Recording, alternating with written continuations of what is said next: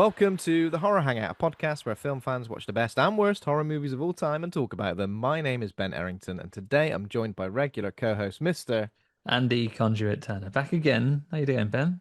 You're back again. I'm glad. I'm glad to see it. I am. I really am. Plus, we're joined by a very, very special guest. Ryan Hollinger is a horror media YouTuber and content creator. Welcome to the show, Ryan. Hello. Yeah, thanks for having me. Oh, you're more than welcome. You're more than welcome. We're very excited to have you on. Thank you. How's it going? How's it all going? Surviving, as I said, it was saying earlier, it's busy Surviving. month and trying to like pump through.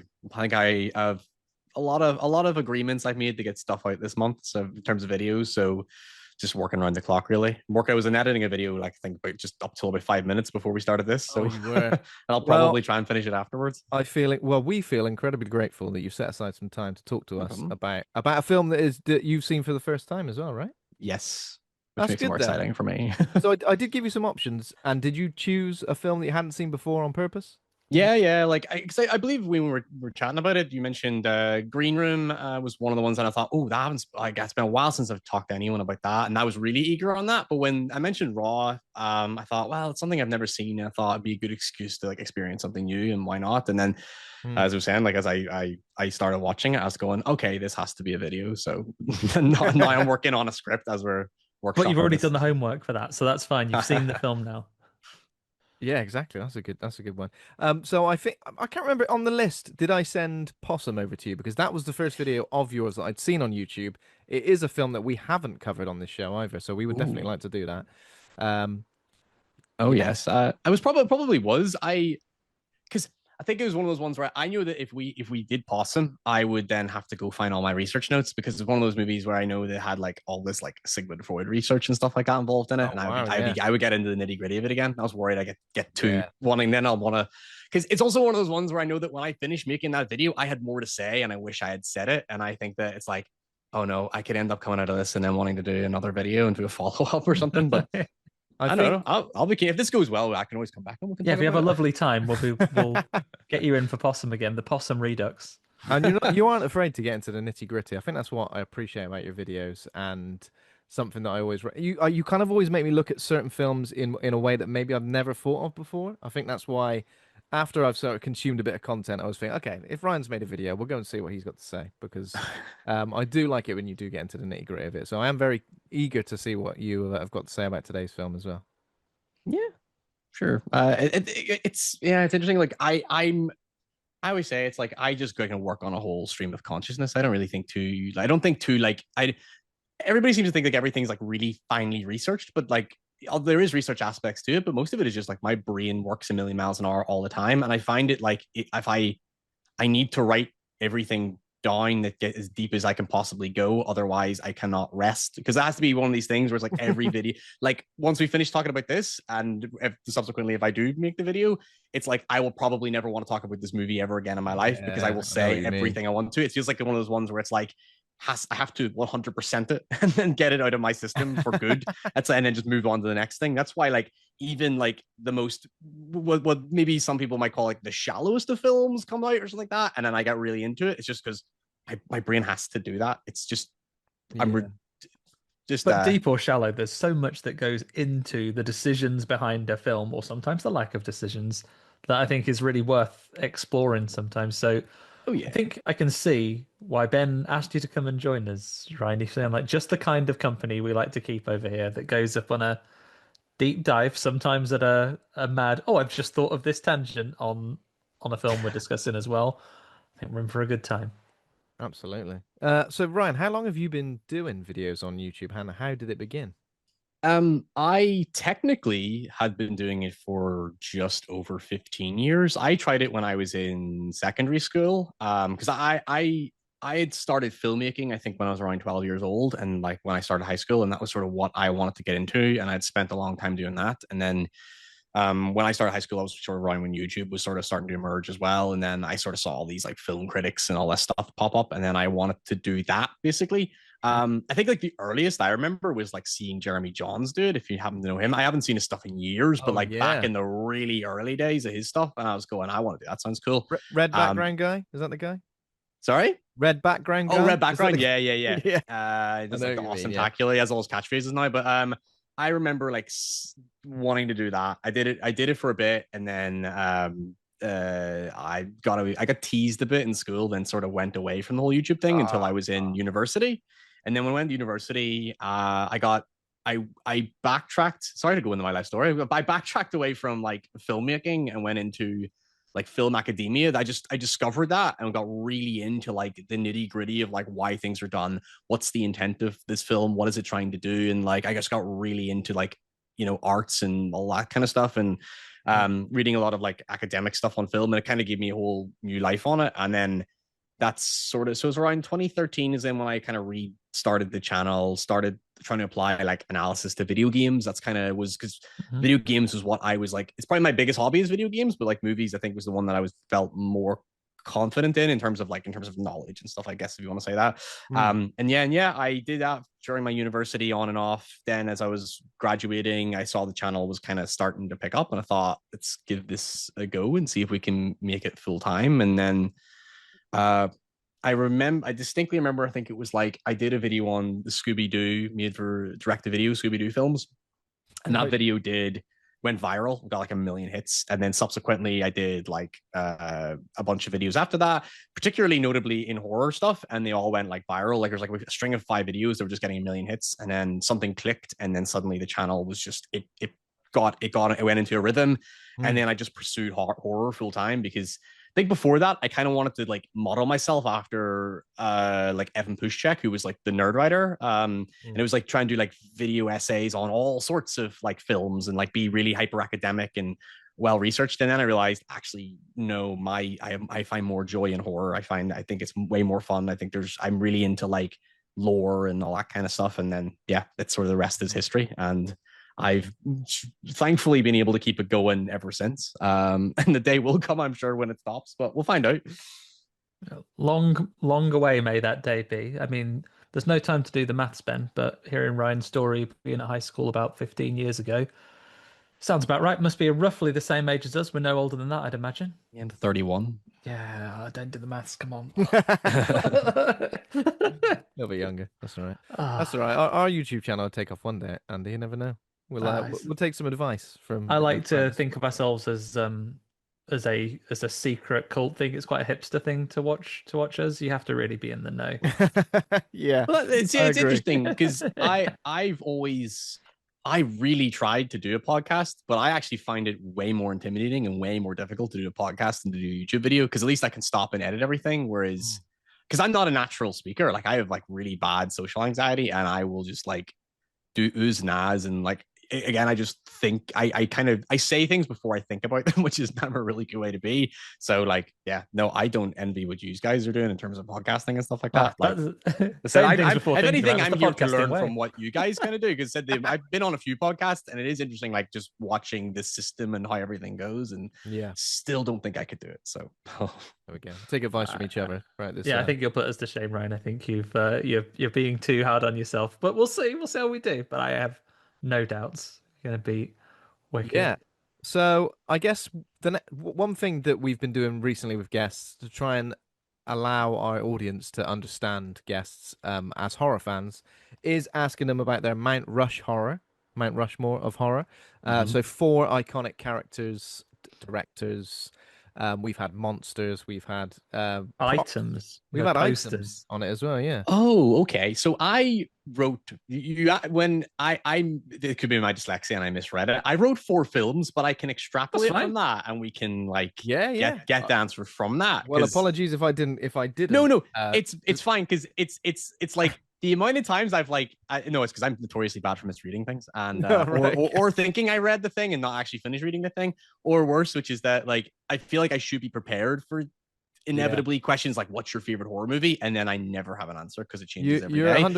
But I've been thinking about it all day since you mentioned it. And it's distracted me more than I wanted it to. Sorry. But no, not in a bad way. It was like, I was thinking I have to, I was like, but then that's it. Yeah, so I've got 4 things. I'm sure we can. I'll just say, we can workshop it together. workshop Yeah. it together. Yeah, we can maybe like direct it in a certain way just to see. But to be fair, have people chosen films, Andy? I You think can choose a film. there have been occasions where people have thought I meant films as well. So like, I probably need to workshop how I describe it. But yeah, I'm sure we can get to the answers I mean, from Ben, I've the seen quite a suggestions. lot of people talking about horror Mount Rushmores on threads this week. You probably want to put a copyright strike on him. I'll, Is it a Only I'll, one thing? that I've mountain. never heard of like this. Is it a thing, the Mount Rushmore thing, or like because I was like I've only recently, believe it or not, heard of the iceberg thing. That's usually like oh I mean yeah, I know yeah, I live yeah. my life on the internet, but I don't really look at these things. So it's like even I've only discovered that. So when you mentioned the Mount Rushmore thing, I was like, oh, is this a new like hot trend on I TikTok? think I don't maybe know. a guest brought the iceberg to us, and we weren't necessarily aware of it years ago. I think Zoe brought us Zoe. the iceberg. Yeah, yeah, yeah, Zoe yeah. brought us the iceberg of The extreme Mount horror. Rushmore thing for me, it always pops up when I'm watching like anything like wrestling on the internet. Like it's always like, who's your Mount Rushmore of WWE, for example. So I thought, yeah, I'm sure that the horror thing's been done umpteen times, but I thought it was a good one to do. Just Famously because originally done with presidents. They chose their four that's best true. ones, lasered them onto that soundstage Laser thing. 'em straight on there. Yeah, because I don't know the horror thing. We kind of like thought having like an iconic horror monster, and then and then a director, and then a star up in the rock kind of looks pretty cool. And I reckon it should be that rather than If we for ever fuddy become duddy old obscenely person. famous or those like elite sandcastle makers, we're gonna make them for real. The elite sandcastle. Everything's AI on the internet now, Andy. We don't know. We'll go. Is that real or is that Yeah, only if you see it in real life yeah? can you know that it's truly made out of sand. And then I'll punch it. Oh, you Just just did the big announcement that my wife does every time we go to the beach. Doesn't matter what I build. She does it in a joking way. I'm not in an abusive relationship, but she go, "We'll make a sandcastle." Then she'll go, and then a giant came and kicked the shit out of it. But it's a consented destruction of a sandcastle. I'm and then not Andy horribly was sad. crying. She doesn't like kick sand in my face afterwards. So what are you gonna do about Oh. it, nerd? It sounds like a healthier relationship to me, Andy. Okay. So, did you have a first choice, Ryan, or do you want to say So film and then we'll? It's I up to will you. say the film, but I think it's very obvious that it's going to turn into a director, which would be so. The first thing I had here was The Thing. So John Carpenter, I think, is an obvious one for me because, like, in my head, like, so when if someone asks me what's my favorite horror movie, I always sort of default to The Thing, even if I don't necessarily think it's the best. It's just that it can kind of perfectly exemplifies why, like, maybe John Carpenter's like perhaps my favorite filmmaker, like even Hmm. outside the horror genre, just as a genre director, because I always like a film that's like based around just simplicity, keeping something simple, and then like letting people like build their own like interpretations and thoughts from there. And something about The Thing I've always liked is I've always been a big fan of ambiguity. I think the less you explain something, the more frightening it is. I know it's a pretty common saying, as people have heard it common enough in this genre. But so like I think John Carpenter sits there because I always proudly say like he's one of those directors who like went through that history of like being reevaluated. In obviously he's been a cult director, but like it's a lot of his horror films, especially when they came out in their time, weren't well received, and then they went up to be like they got a lot of reappraisal later on in life. So Yeah. like I like again, there's like The Thing. I was going to say The Fog is kind of like that. Even I think Christine was quite like not well received. Like I'm starting. This is what the thing is. I'm starting to now forget all his filmography as I'm Yeah, yeah. talking.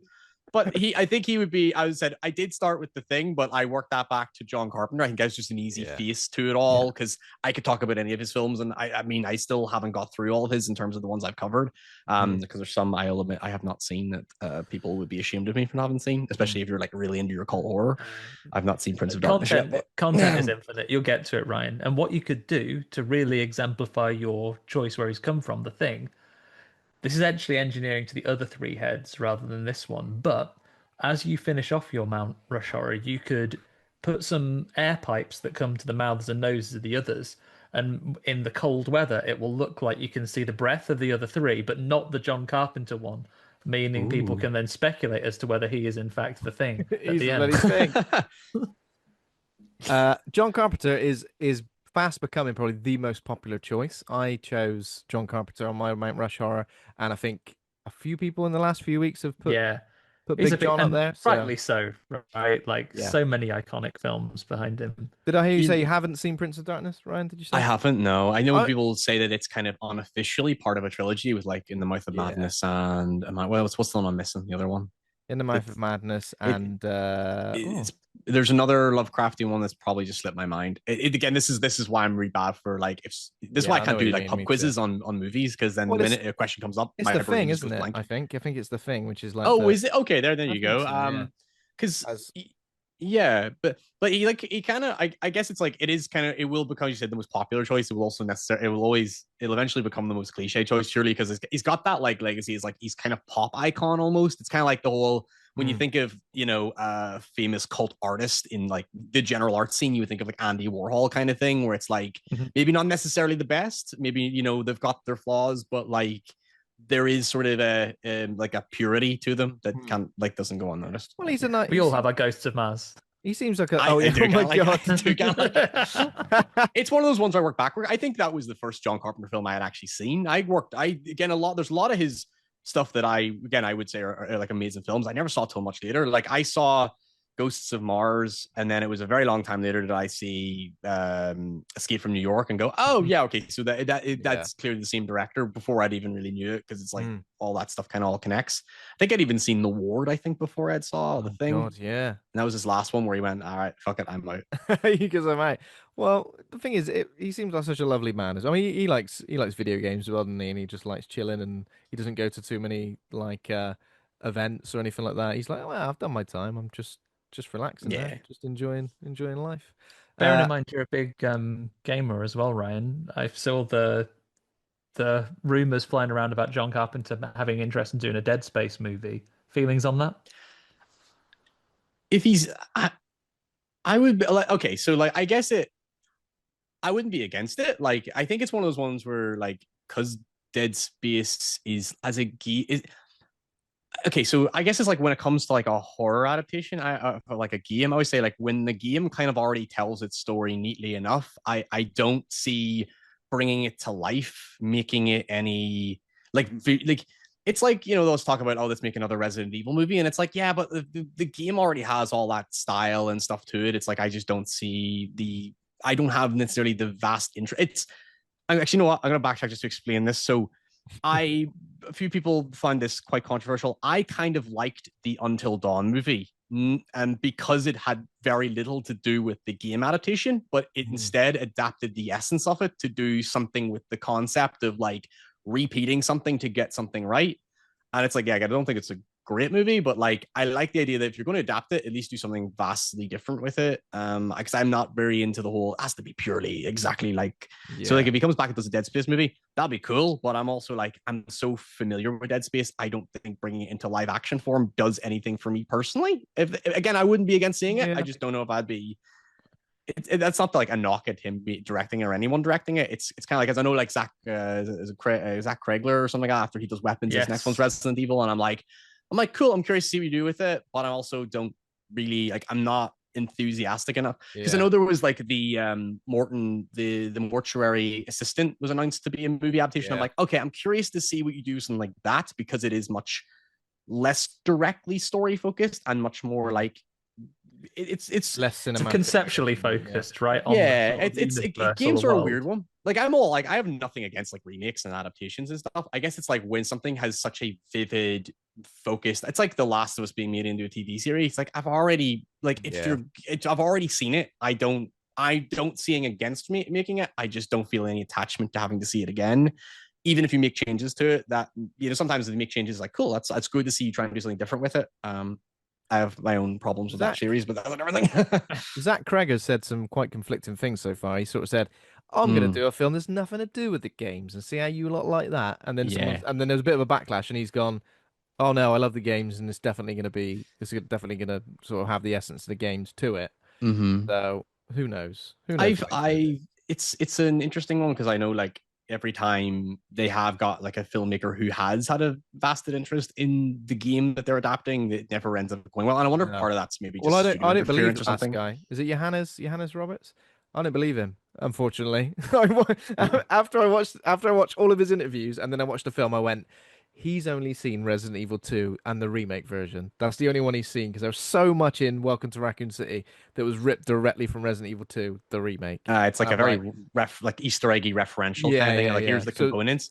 Well, it's like I know there's another meant to be the guy who made the first Silent Hill. I know we went off and away on a tangent here, but I know the guy who made the first Silent Hill movie isn't he not coming back to make another yeah, one or something? And Return to Silent Hill, which is and he is a big following. fan of it. Though Yeah. I was not as like into that. But granted, I controversially I'm not the biggest Silent Hill person. Not because I got problems with it. I'm not as I don't know. I just don't have as much of an attachment to it. You can't be people. the most into everything, right? Yeah. But it feels like it feels like that way anyway. The internet's very hyperbolic. It's like I say someone's like, yeah, I'm not really as into this thing, and then people think this because I dislike it or have a problem, and it's like, no, I just don't choose to be. Yeah, I mean, some games just work for you, some don't they? Yeah. Was that a Bloodborne tattoo I spotted as well? Then, Ryan? I do actually have one. That's the second. That's the second Bloodborne tattoo I've seen on somebody this week, and it's only Monday.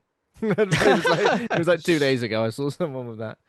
I always say like, because all my tattoos mean different things, and I thought if I have to get one video game tattoo, what does it have to be? And I thought Hunter's Mark has that kind of like broadness to it. I just let people kind of come up with their own thing, and it surprises me how many people actually notice it. I guess it's like, because I always when I don't meet a lot of where I'm from. There's not really like again, it's like there's not as big a pop culture scene as evident as there would be in like bigger places and stuff like that. Like if you go to London or go to LA or something, whereas in Belfast where I'm from, it's like the scene is very very small. So to meet someone out in the wild who's actually into these things is pretty cool. We don't really see it too often. Yeah, it's always a good time, isn't it? I can't help but point it out, Ivory. Now I know it's annoying. Some people find it annoying, but I just get as long as I'm doing it to another fella, it's less leery. Let's have a look at that then. I mean, if it's a woman with a Bloodborne tattoo, you go, what's your ultimate setup, eh? What weapons have you got? Have you some proper gatekeeping? What's your favorite room? I would never. That's not my style.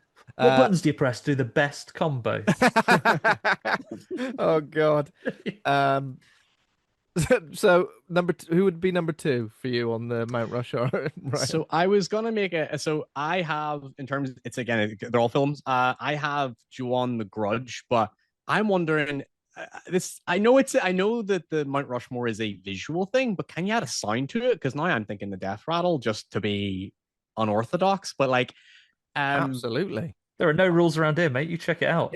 Why not? Why not? It's going to be something that makes that thing a face that just a really haunted, peel-faced entity that makes the rattling face. Yeah, like I again, it's like I again going on like what is the sentimental value that I put here with it, and it's like Ju-on the Grudge, the 2002 one. And actually, I mean, I know there was like he made like a shot-for-shot remake of it as well, which I think I saw that before I saw the original. I think I'm doing the original more as like a sort of pretentious film thing, more that's like actually I think they're both actually equally very good.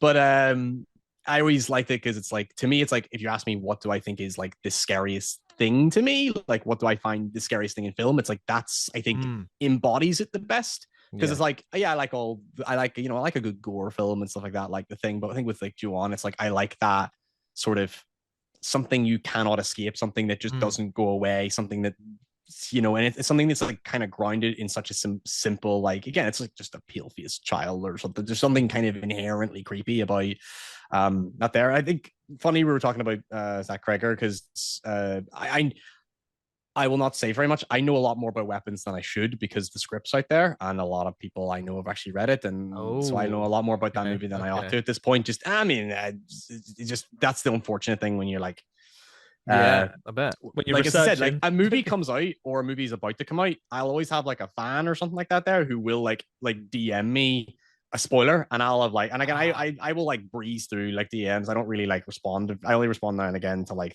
requests for things as like or answer a question or whatever it is. But like, yeah, I've had people go, "Oh, you talk about this because there's this thing that happens," and then they tell you that thing. And it's like the movie's not even out, because I just saw Bring Her Back recently, and it's like that movie I had to avoid any mention of someone requesting that, because people just spoil things to me.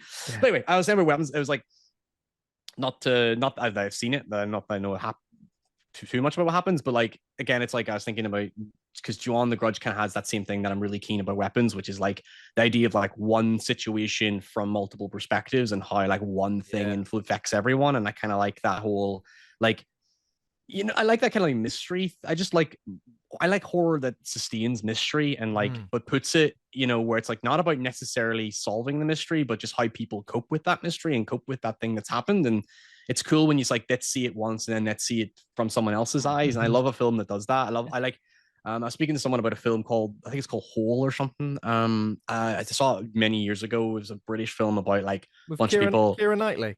Yes, yeah. Yeah, It's yeah, like yeah. a bunch of people. I vaguely remember it. I haven't seen it in a very long time. It's like a bunch of people get stuck in like a fallout shelter, and then they come out, and they all have varying accounts of what happened. I Yeah. vaguely remember it, but I love things like that because Yeah. Guy Ritchie's first short film before he went into like directing features was like a similar thing, which is like a bunch of people get arrested following like a botched robbery, and then they all get interviewed and they all tell a separate story. And I love the idea of like how do you show the same thing from different eyes, and it's like no one has, or like again like. I know the like Pulp Fiction comes to mind. I know it's kind of off horror, but yeah, Well, that's a good one. Weapons does appear to be a little bit J horror coded, doesn't it? Especially some of the visuals, like big Weapons. Is this weapons? Yeah, Yeah. yeah, Like because it's got like the whole creepy pale-faced kid kind of thing, and pale-faced kid, like bulbous. Is it Benedict Wong with the big bulbous bulging eyes? eyes, Yeah, like that's straight out of a page of like Yeah. some like J horror manga. Bearing in mind we're really focused on the sound though, which will be you probably right the most multimedia thing. Obviously, as a podcast, a lot of people listen to them falling asleep. Do you want to go at the Grudge sound, Ben? See if we can disturb anyone who's dropped off listening to us. Jesus, I can't even remember it. Really, I think it's more of a like breathe in than a breathe out. It's like a. Oh, that's it. Yeah, you're right. You're right. Yeah, it's like a really fainted burp almost. That's yeah. What you could do is you could have a picture of the pale-faced kid on the Mount Rush horror and then a QR code underneath so you can scan that. Takes it directly to a YouTube video and it's just your YouTube video, of course. Like we do some wonderful engineering and you like, a bit like Jurassic Park 3 making the raptor's mouthpiece. I reckon so you can the wee thing you blow into. Yeah. Oh, that. I was like, make the raptor say Alan then. Alan. Yeah. No, you put one of these together, and that's how you just drill out the cave, and then as the wind blows through it, it makes the sound. That's mad. That's ingenious. That's really like wow. That's really creative. Investors, you never You'd be sick of it though, wouldn't you? There is a horror or installation piece where that works. That's I love it. You have to get that commissioned. Yeah, I'd need some money and an engineer. That's all you need. How about a third choice, Ryan? I have The Exorcist, which seems like an obvious thing to say. I guess Pazuzu would be, the face you're going with, but I guess it feels too similar now to The Grudge. But again, I always pick The Exorcist. Is that like there is a slight detachment from horror in that it's such a like naturally human story. Because again, I see The Exorcist as like, the Godfather. I know it sounds so like cliche, but like the Godfather of horror movies, and that's like how if you had to make a horror movie that was an epic, The Exorcist does it because it deals with pretty much everything the genre has to offer. It's that kind of like, it's sort of like I always feel like it's unfair to certain films because every time, especially possession movies or anything that like deals with demonic or religious stuff, I always say like Exorcist already did it, and I think it's just that like movie that's like so profoundly like too human to the point like I think what makes it uncomfortable more is less so the horror and just like real people and the things that they go through.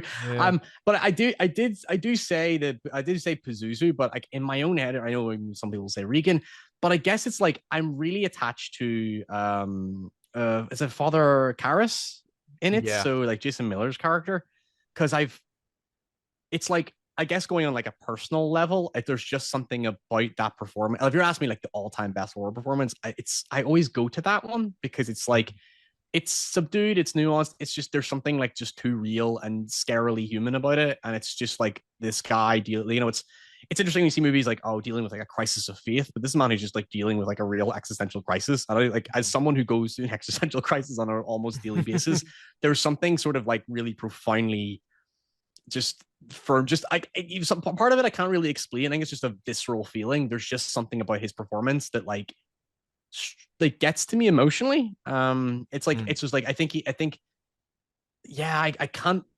like I can't articulate it because it is just something like so raw inside of me. Just there's something about his performance and like how his character perceives the horror and perceives people in this scenario. There's like a helplessness to it.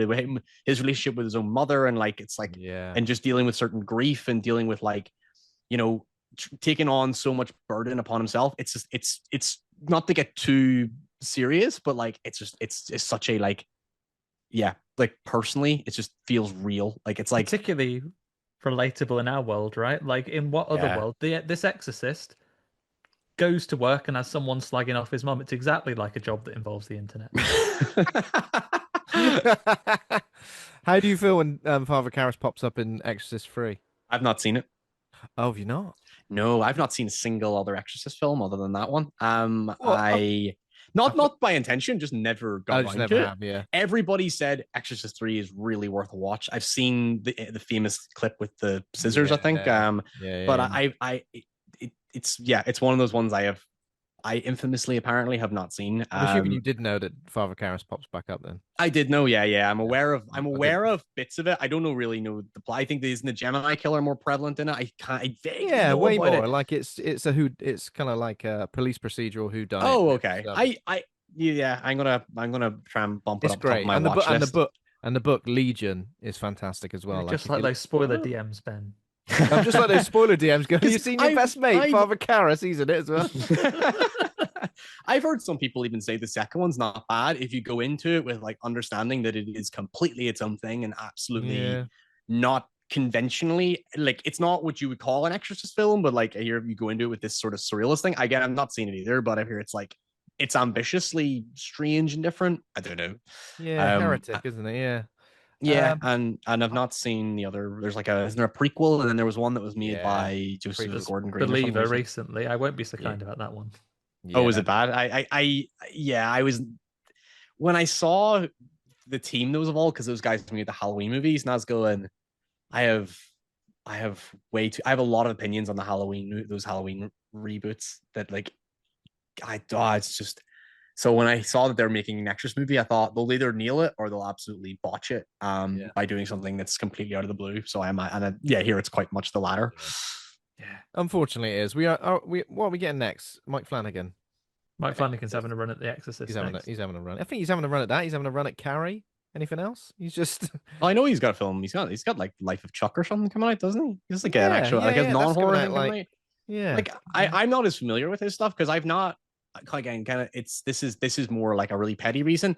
I really struggle to get through horror miniseries, like a horror miniseries. I just find it very difficult for things to click with me. So I've never really fully committed to those Haunting in Hill House ones. Though I did watch Midnight Mass, which I really liked, but it had like it had those. I was watching it with my fiance, which I think is the like what really kept me to it, and I did really like it, especially the lead actor in it and stuff like that. But it's one of those ones where I'm like, I guess it's just maybe my attention span's so terrible, but after I check out quite quickly, so it's just hard for me to commit as well, right? Like you can get through a 90-minute movie, but wanting 8 to 10 hours of telly. Yeah, because if you're not enjoying a series or a mini series, you're 3 or 4 episodes in, like you have to commit really. Whereas with a film, by the time you realize you're not enjoying it, it's over.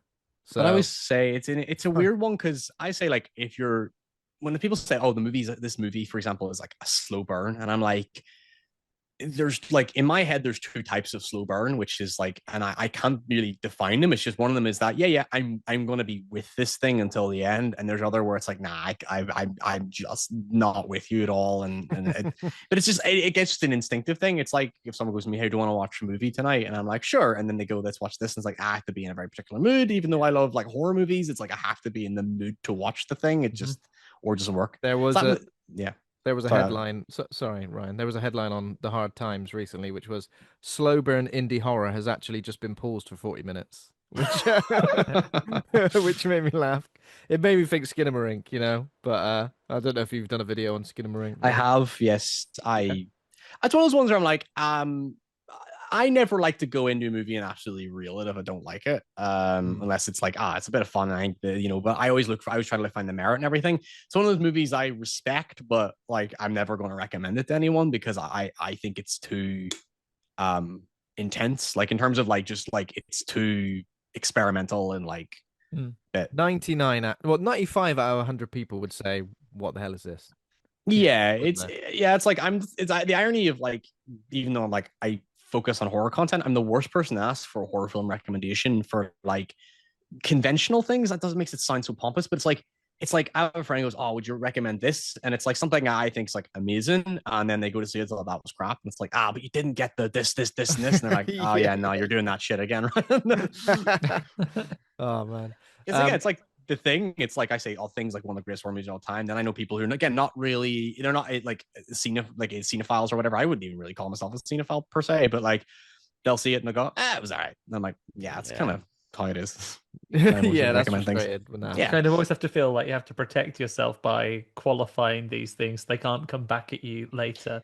Like, anytime I recommend the thing, yes, it's a great, intense film about paranoia. No women in it. It's not my fault. That's not why I like it. like it's.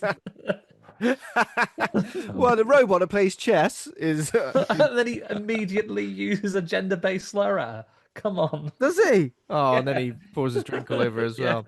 Yeah. Disgraceful. Are we up to number 4, Ryan? Last one. Yes. So so the answer I have for the fourth one is Cabin of Dr. Caligari. So instead, I'd say like, because since we put a noise in there, I'm gonna put in an art form. So we'll go for German Expressionism. Oh wow! There you go. What a Mount Rush horror this is turning out to be. Again, a film we've covered. It must have been right in the early days of the podcast. And Luke. Me and Luke. I think it was because initially when we started this podcast, we just did the top 50 Empire horror movies. That's how it started, and that was in there. Because maybe I would never have seen that film if it hadn't have been on that list. So, but yeah, it's one of those ones like again, it's like talking about German expressionism in general. I always say to people, it's like it really is like the epitome of like style over substance, but like treating style as a substance of sorts. It's like I would say, like, I mean, without German expressionism, you wouldn't have most of the film movements we see today. Like German, like, not to get too into the nitty gritty of the history of film or the history of film movements, but like, you know, German expressionism is what led us to the noir, and then, you know, going from the noir into when I go into like my whole old school like history, like the David Borwell kind of history and stuff like that. But like German expressionism is like, again, you wouldn't have most of the horror movies you have today without it. And I think it's like it's like, again, it's one of those ones you can respect it, you can appreciate it, you don't necessarily have to like it. I always say like Cabin of Dr. Caligari is like, I think it's because it's considered like the first horror movie. And a lot of people will say Nosferatu. I'm going to be that douche and saying a lot of people pick Nosferatu because of the movie that came out recently, and it's like, whereas Nosferatu obviously more like famous for just being like stolen from Dracula, which is not bad. I really, I don't get me wrong, I rate Nosferatu. It's like, but Caligari is the one that I think just sort of defines that kind of early period of cinema of like, you know, bringing in the psychological and like understanding like how like a lot of horror movies are based around setting the conditions of the world around how that person's mindset, because that movie is like, it's all, I mean, you've had over 100 years to see it, but that whole movie's like all about a plot twist at the end. Like everything's bullshit, and it's all like I feel like I shouldn't have said anything there, but I'm gonna spoil it. Should I spoil it? No, shut up. I don't know.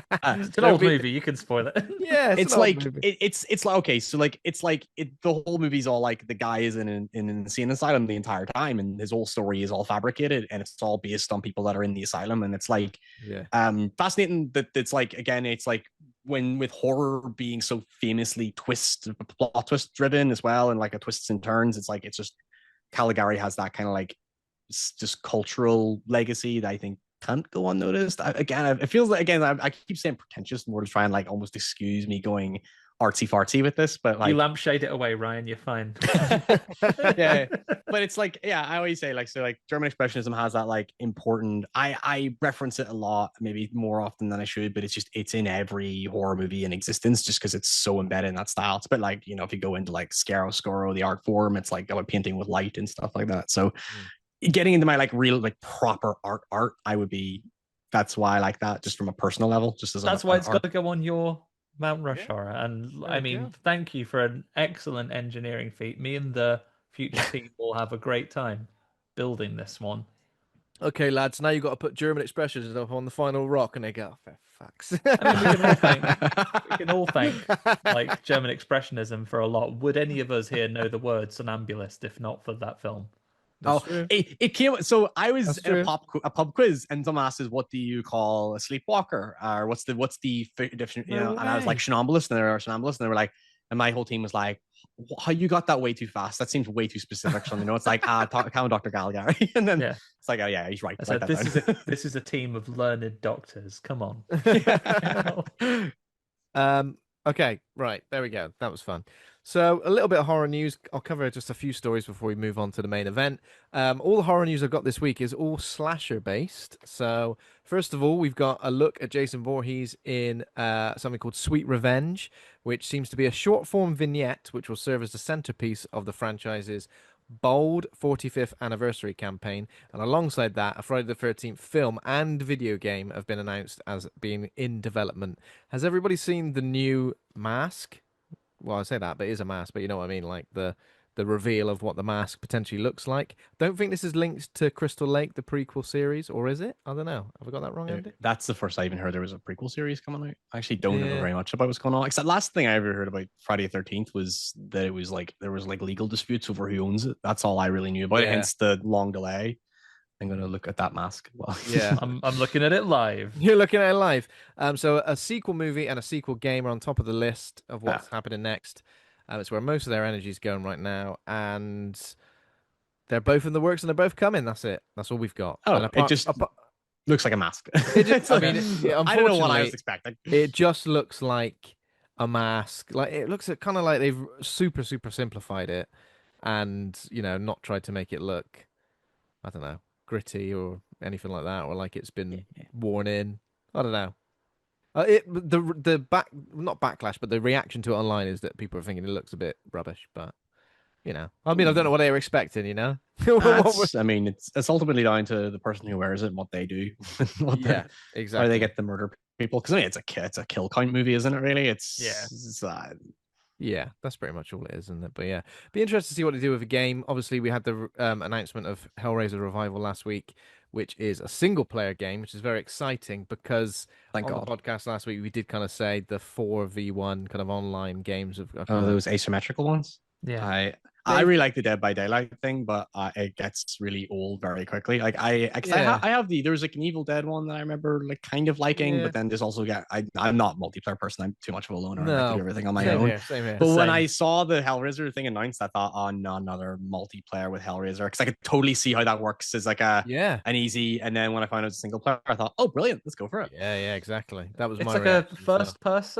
first person puzzler. Yeah, right? Yeah. Because pretty much everything, like I'm like, I want to play an Evil Dead game. I want to play a Texas Chainsaw Massacre game.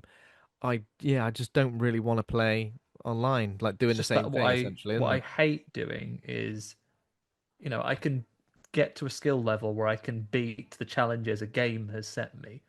What I can't do is beat children who don't have to work a full-time job and can play the game more than me, and are younger and have faster reactions. I don't want to speak to anyone either. Well, to be fair, I've been playing team chat on. Oh, fuck off! Leave me alone. I've been playing Elden Ring Night Rain, and what's good about that is that there isn't like an in-game chat thing. But today, guy was DMing me over and over again, just like telling me what to do, and I'm just like, all right, man. Did you message him back? I won't fucking do it. Police. Leave me the fuck alone. Yeah, so I didn't play this online game to make friends. Get out of it. To be fair, we did very well, and he sent me a friend request. Accepted. Cheers, mate. So I'll take that back. Oh, that's a win. Yeah, that's a win. It's a win for us both. Is this the one you beat the last boss of the game by being glitched? This was after that. This was after that. So I did beat the last boss of the game when the game glitched and the boss just stayed still. That happened. But this was a different part, which I managed to. This was a real win. It'd be interesting to see what this Sweet Revenge thing is with Jason then, because a sort of short form vignette, like what we saying, like some sort of teaser for potentially the film, or like introducing a new mask and the character and whoever's behind the mask in a visual form. I don't know. Yeah, it's interesting. Like, I feel like the idea of bringing back the Friday the 13th, it makes sense because everything's coming back in these legacy sequels and reboots and stuff like that. But it just feels like a bit of it's a bit not to. I know I am kind of undermining it. I Know What You Did Last Summer. It's like, I know it doesn't have as big a fanfare as Friday 13th clearly has, but it's like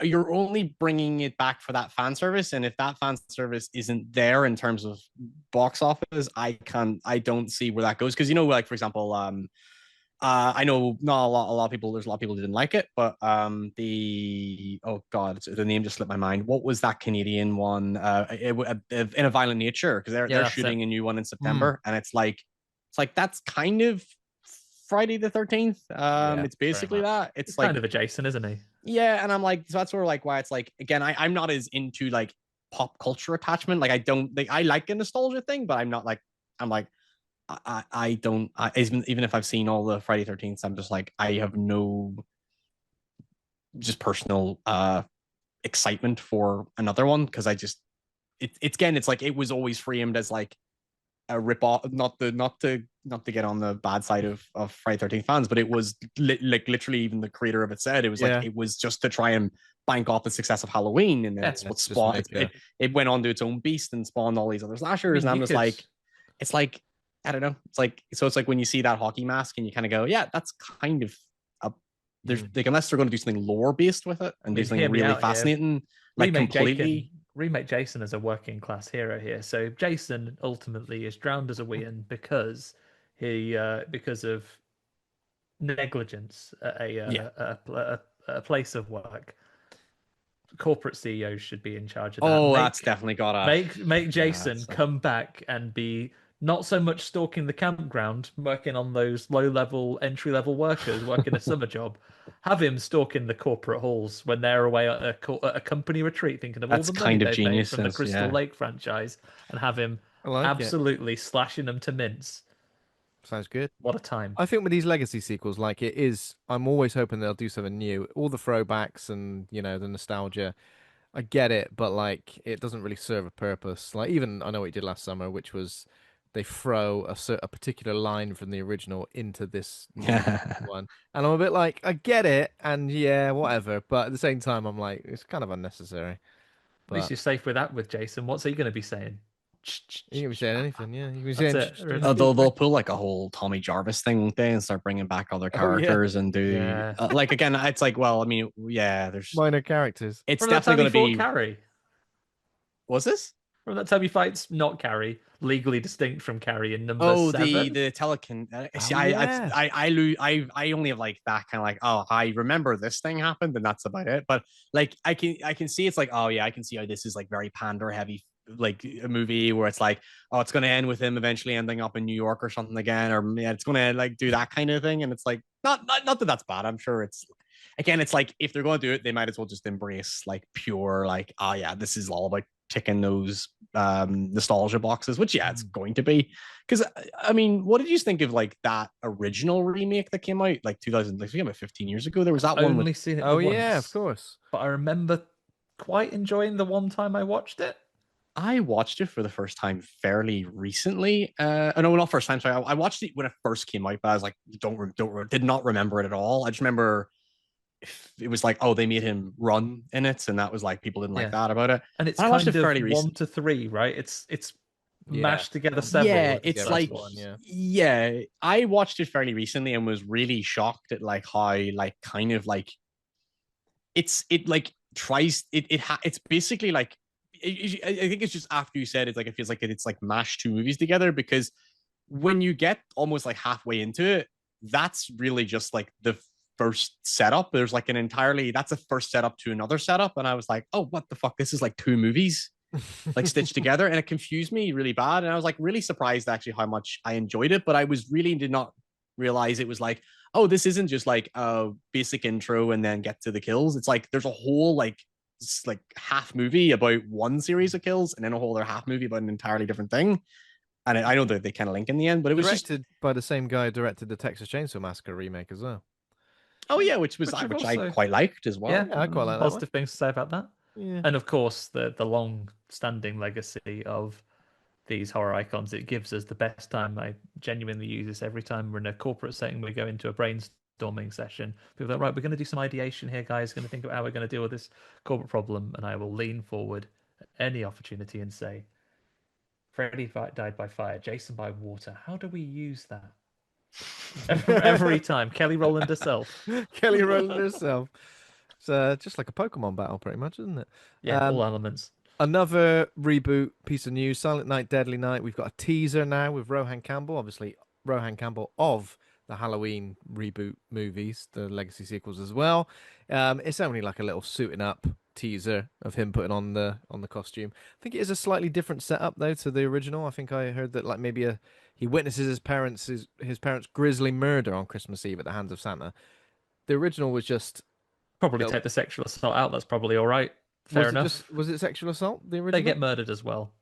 Oh, right. Okay. Oh, God. There's me Yeah. like trying to play it down. I think probably. Yeah, Oh, he that's all gets right. Just murdered give as him a well. classic murder in. That's all right. Yeah. I remember covering it, but I kept confusing. I keep confusing it with there's like so Silent Night, Deadly Night, but there's another one that's kind of similar that came out because I did like a series years ago on like Christmas slasher flicks. I remember there was one that was kind of similar where it was like it Christmas is just Evil. some crazy guy. Christmas Yeah, I Evil. think it's that one Christmas? where it's like it is just some like So literally the last psychopath. 2 years of Christmas specials. I'll say 2 years. It might be a bit further back than that. But we've done Christmas Evil, and before that we did Silent Night, Deadly Night. So, yeah, that was it's kind of weird. Christmas Eve was just like some dude, isn't it? Just some guy working in a factory, and then just decides. Just goes yeah, it's just like goes mental. Yeah. I love that bit where he just goes to a Christmas party and has a rad time. Halfway through, he's I've been killing people all night. He does give that kid some slightly off-color comments just as he leaves, and we go, "Oh, maybe it is time for you to go now, Santa." It's like, if you're naughty, I will fucking kill you with this knife. And yeah, the other piece of news regarding slashers is that the new documentary from the makers of In Search of Darkness and what was the recent one we watched? Terabytes. Oh my god. Terabytes. Oh my god. Slasher Trash. We've got a poster reveal, and it's also live, so you can pre-order it as well. It's available from now until August the 14th at slashertrashdoc.com. And we'll probably be covering that like we did Killer Bites as well. Terabytes. What did I say? Killer Bites. Where did that come from? Yeah, this looks good. Do you know what? If all these documentaries are good for it, it's making me go, I want to watch that. I want to watch that. Oh, I've seen that one. I wanna watch that. Irreparable damage to my watch list. Yeah, you watch this and never recover. So, you into the In Search of Darkness documentaries at all, Ryan? You watching any of them? I want to be I want to be careful. Kind of want to say. I remember when the first one was like in early like pre-production when I was doing like a. I remember being like, I got messages like from the producer of those at the start, and he was like to go on like a podcast, and we like talked about different because there was like he was promoting an action version of that documentary and stuff like that. Yeah. I've not seen any of them. Like I've heard like really positive things, but like I'd been offered so many times to do campaigns with them, but I just never really gelled with it personally. Yeah. For my own reasons. But like yeah, I've heard like they're like really like indulgent in the best way for horror fans. Oh, yeah. But I've not seen them to know. I just know that like don't they like 2.5 hours or something like that there, which is like And the awesome. rest. Yeah, And the rest, they're- yeah, usually longer. Yeah. I think In Search Like, of that's- Darkness can be about 5, 6, maybe. Yeah. I think it, like if you're gonna go for that, like I think that's great. Like it is really like because I know it's sold on like being the definitive documentary, and it's like 100%. If you're doing like what's 3 part, is this the third one of like several horror movies? Like absolutely go for we're it. Like into it's the like those old. I like the idea that they're going for this like kind of like the old like World War II documentaries with like a box set of like 10 of them, and they're Yeah. all like 4 hours Every each. It's like, second of the war. Painstakingly yeah. recolorized. Every Absolutely. unmissable second of the war. Every And it was- bullet fired. Yeah, 100%. I think like that's what I've heard, and I just every I've heard a few creators and different fans who said they're really good, and that's awesome. I've just never. I more just for me, I would not commit to a 2.5 hour documentary. Again, it's just my attention span's not there, and part of me, it sounds terrible, doesn't care enough about the is it just the 80s or is it all the So- They've done an 80s and they've done a 90s. They've done an 80s now. in 3 Oh, okay. parts, and now we're into the 90s. So it's like 90, okay, I'd be 90 interested in to the 90s. 94. 90s Yeah. would be okay, cool. There you It's go. just It's one of those sometimes things that maybe it's like if they'd broken it down into 100 5-minute episodes, be chomping that down on the on like in the clips channels. Oh yeah, But it's a big commitment to go on 3.5 hours. This is what kept me from watching, well-regarded film June for years and years and years, where I ended up watching them as the director intended on a plane where I couldn't go anywhere else. What they need is terabytes to get you on board, and they need to get on to British Airways, stick them on a flight at some point, and then it's like, well, now I'm here for a while, stick it on. Absolutely. Okay, I mean that's all I've got for horror news. The next section will be what we've been watching. So anything you've seen in the last 7 days, or longer than that. A bit for longer you, for you, Ryan. Ryan. You've got Yeah, some. if there's anything you've seen, or maybe anything new. Have you seen Bring Her Back now? You have? Yeah, I saw it Saturday. I think I saw it. Yeah. Have you seen it? I've seen Seen it. it this week. Andy's not seen it yet. It's very good. I think I'm when I kind of my like it's not the film's fault. It's just my own fatigue. Like I'm kind of a bit done with like trauma grief films. Not it's not a it's just more like, and again, it's not the movie does anything wrong. I think I was like, oh, I think that if I wasn't so kind of like, like movies like Smile and stuff, which are great, which I think Smile and Smile 2, I think Smile 2 is even better than the first one. And it's like I think they're great films. But I'm like, I kind of like I'm not as into the trauma grief stuff. Mm. Not that it doesn't any no, there's nothing in there that's wrong. It's just like I'm kind of again like kind of overexposed to it that I'm kind of like Yeah. that I kind of switch off a little, and that's my own, that's again not the movie's fault. But outside that part, like I thought the movie was excellent. I said like I would love this movie to death if it wasn't for my own like just my own personal exhaustion. But it's oh man, I know what you I know what you I know mean what there. you mean. it was I just said the same thing, but I also feel like this finally, for the first time in a while, feels like it offers something new to that sort of like the trauma grief thing. I don't know. It just felt. I don't know. It made more sense to me this time. it's one that because I felt the same way about Talk to Me, which was the Philippi brothers last film, which is Yeah. that I think it grew on me over time. And it's like again, it's like I don't like again, I it's a strong recommendation from me, but I think it's like there's a part of me that's still processing it, that I feel anything I say now as a raw opinion Mm. is not how I'm gonna feel about it in like a week's time. Yeah. Because I know Talk what to you Me mean. took me a bit of time to like digest. And I think it's when it would click with me was I actually was listening to last podcast left a couple of months back, and they interviewed the brothers, and it was interesting like listening to them talk about their belief as to what a film should be. And it's like it's actually everything that I believe, which is I really love that. Okay. Again, not spoiling anything, is like they love this idea of like building a world that pre-exists, and they litter the information there, but it's up to you whether you intake it or not. So there's like a lot of stuff in like both Talk to Me and Bring Her Back, which is like, and it's like you either hear it and you think, is that what that means, or you or ignore it. So like it doesn't explain things. It's just this sort of lived in world. And I Yeah. love that the Absolutely. obviously the whole movie, it's all about a certain setup, and it's like but how it doesn't hold your hand to get there is great. And I think it's just I have a lot of theories and questions about certain things in it, like just little small details. And it just makes a film that's like, actually, I kind of want to see it again, because there's just, again, it's got that kind of lore thing to it, where it's like where it, because I know when they made Talk to Me, they also made like, apparently they shot an entire film before that. Oh, And okay. it's apparently they shot another movie. I don't know. I think something like that, that's like meant to be like exposition and stuff, but they've chosen not to release it. I could be wrong on that information, Wow, but like okay. they've realized that they're like very anti-exposition. They're like, we'll just put in the notes and like let it be a thing that pre-exists in this world. So like the Mm. Talk to Me, it's like, oh, we originally had a thing about where the embalmed ham came from, but we're not.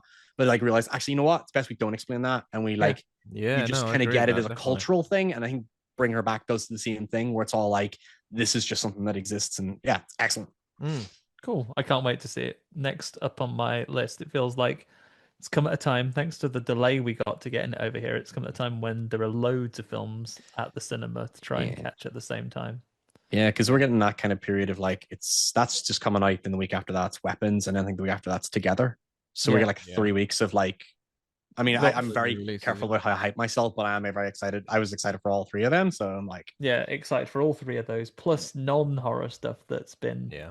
All the that's been out. blockbusters as well. Still haven't got round to Superman or Fantastic Four yet, which no. I saw Jurassic. I saw the Jurassic Park recently, and it was quite same. awful. Like I don't know. I was like, I guess I was really.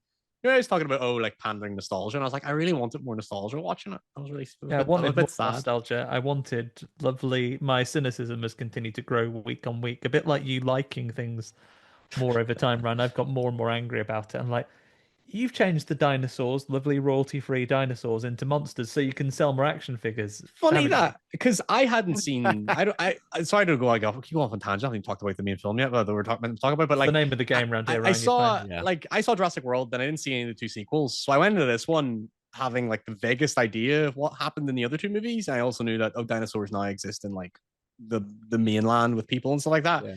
And then, but when it opened, I was like really shocked. It's like, oh, this isn't a dinosaur movie. This is a fucking kaiju movie now. This is Yeah. like mutants and stuff. It's Mm. not even like they don't. It was like, this is absolutely like it's not a dinosaur movie. And I was just like, oh, this is kind of like too dumb almost. It felt like I was gonna say like it reminded me of Godzilla, but then I realized because Gareth Edwards I think also directed the Godzilla movie, didn't he, Yeah. from a good Yeah. number of years back? So it was like, wait, what franchise is this? Yeah, it was quite a time. I mean, I'm happy anytime a dinosaur's on screen, but I think Hmm. my recommendation has become more damning. I told my friend the other day, yeah, go and you'll enjoy the dinosaurs on screen, but take your headphones and listen to a podcast at the same time so you don't need to hear a fucking thing, a word Well, that was anyone's the thing. saying There's in this like film. barely a dinosaur till like an hour into it.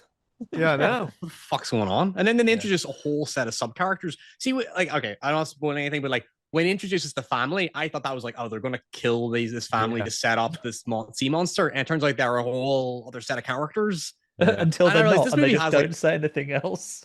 huh? Until they're not, and about 2/3 of Oh the way fuck through, it. they go, Yeah, "Oh, yeah, I respect you now, boyfriend. Feel free to have no more lines for the rest of the movie."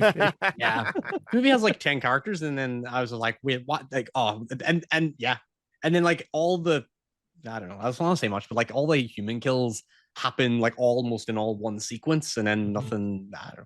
It's because they Bit killed bloodlust as well, isn't it? Come on. all the characters who didn't speak English. They killed, and Yeah. then any major characters who spoke English, like, well, they're not going to die, so that's it. Yeah. Yeah. Uh, anything else at all, Ryan, that you wanted to recommend Uh, or mention? uh, Anything I new? don't know.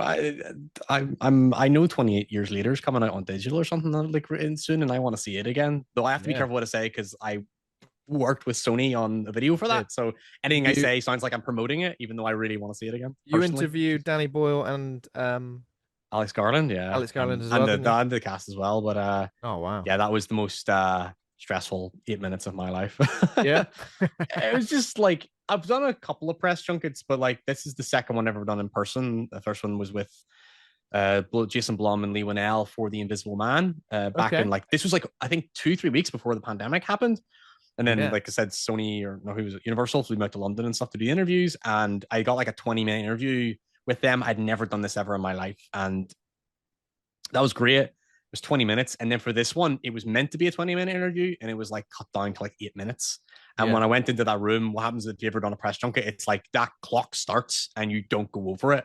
So by the time I pretty much got to the first question, half the interview was pretty much over. So it was like, and I was like, it was the end of the day. I went in at like 2 o'clock. I didn't leave till 6 p.m. And they'd already been doing like 2 days of press junkets. So everybody was exhausted. Yeah. It was like lovely to have that time. But it was like the first question I asked was to do with like, oh, is the movie about like, is there all these religious motifs? And they're all like, we can't say shit because it's all to do with the second movie and we're not allowed to talk about that yet. And I was like, damn. I was like, Wow. Yeah. so Yeah. But definitely check out your YouTube video on 20 years later. No. Right. That's which on your channel now. I'll only mention one thing that I've watched this week. Just because it's probably the only thing actually I have seen this week that's not Fright Fest prep. So has anybody ever seen the movie The Fourth Kind, 2009 covered alien it. abduction movie? I have. You've covered it. You've covered Yeah. it. Right. So if I rag on this and you loved it, then Ryan, I'm very sorry. First of all, Mila Jovovich, I know this is 2009, so it's right in the middle of all the Resident Evil movies, but something about this film, like the way they add in, so it's like an alien abduction movie that's kind of like framed as being a true story, and they put in all this real footage of interviews, but it's clear from the get-go that they're not real interviews because they're just like they're acted as well, but worse. So it's like, so I remember watching this in the cinema years ago, and I think it was my first instance of going into a film and paying for like the director's lounge where you get like the food brought out for you and the drinks and stuff. And I remember like watching it, I was like, why have I chosen this as the film? I just found it so I felt like a whole lot of nothing happened. I don't know. I watched it again. It just popped up, and I think I'd seen a few things online where people were talking about films with great twists or something. I don't think it's got a twist, but films with Isn't it just that interviews happen and then towards the end she gets a bollocking from an alien for doing for being a narc via hypnosis and Yeah. goes, right, for Pretty much snitching it. on us, breaking your neck. Have it. no one learns a lesson either. It's like, doing hypnosis on people, are you, to try and get the secrets out of them that have happened when the alien abduction happened? I'm gonna kill this man, spine twisted like a flannel, and then they go, oh, that's terrible. Let's do another one. Let's do another one, and then I'll do it to myself at the end.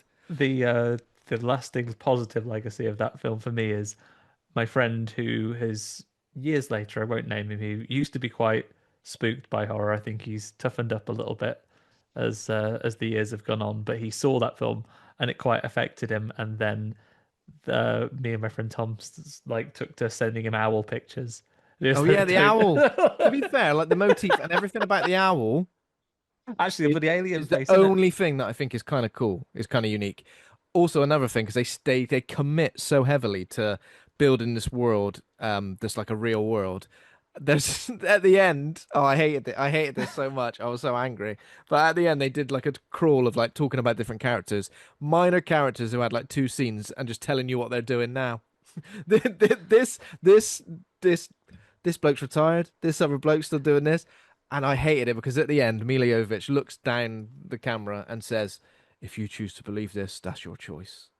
And it just fades out, and I'm like, You just "Shut believe this, up, will that's your you?" choice. But if you get your neck wrung out because you've done hypnosis, Narkin, then you are. It took It's your itself problem. so incredibly seriously. Anyway, Yeah. now I'm about to hand over to Ryan, who just tells me it's his favorite film of all time. Oh no. Um, I have a bit of a soft spot for it, but Yeah. like I agree with you. Like it's one of those movies that's like it's littered with like really conceptually decent scenes, but like as an overall package, yeah, like it makes no sense. But I was one of I think it was one of the I could be wrong on this. I don't remember. It was like one of the first like certificate 15s I saw in cinema because Oh, I I think I see. was 15 when it came. Well, hold on, to my math's correct. Yeah, I was 15 when it came out. Um, I remember going with my dad, and my dad doesn't really. He's not into horror at all. I think the only horror movie he genuinely found effective. Well, he was he's. Oh, so no, so many go off on tangents. So he saw The Exorcist. He and his wife, he and my mum, where they they saw. I believe they saw The Exorcist when it came out, and then they saw The Shining on their honeymoon. He's Oh like, yeah, I wow, could go okay. for a horror movie. I haven't seen one since The Shining, and I was like, that's so cool. Because he's like, that movie was terrible, and it's like, and then it's like, oh, movies got there's like academic books about it now, and he's like, oh well, okay. So I took him. I remember I've only seen I think a couple of horror movies I've taken him to see, and I remember there was a period in 2009 where I took him to see three horror movies, and there was I think there was a bit of time before we ever went to the cinema again together because I think that was No the same more. year there was definitely a period. I think there might be a year or something between this, but I never we saw the fourth kind. I think it was Resident Evil, the 3D one in the prison, and there was like a 3D Final Destination. I think they came out Yeah. around 2000, maybe 2009, 2010. And I 2000 remember like that would be after that, number he's like, five, I think. 2009, I reckon. yeah, something like that. And I got Maybe that. I was four, like, no. maybe four actually. The Final Destination, yeah. Then after that, he was like, bollocks it, no more horror movies. And then we saw Woman in Black years later, and he actually really liked that. And Yeah. then I don't think we've seen a horror movie together since. I don't know. Anyway, but anyways, but I remember Fourth Kind because I remember like as 15, I came out and I'm like, I'm still gullible now, to be fair. But even back then, I was like, remember Googling it and going sleuthing Yeah. to see if it was real or not. And like they really, because their marketing was all, this is real, this is real. Yeah. And but it was, I know, I don't remember what I said in the video, but I know that like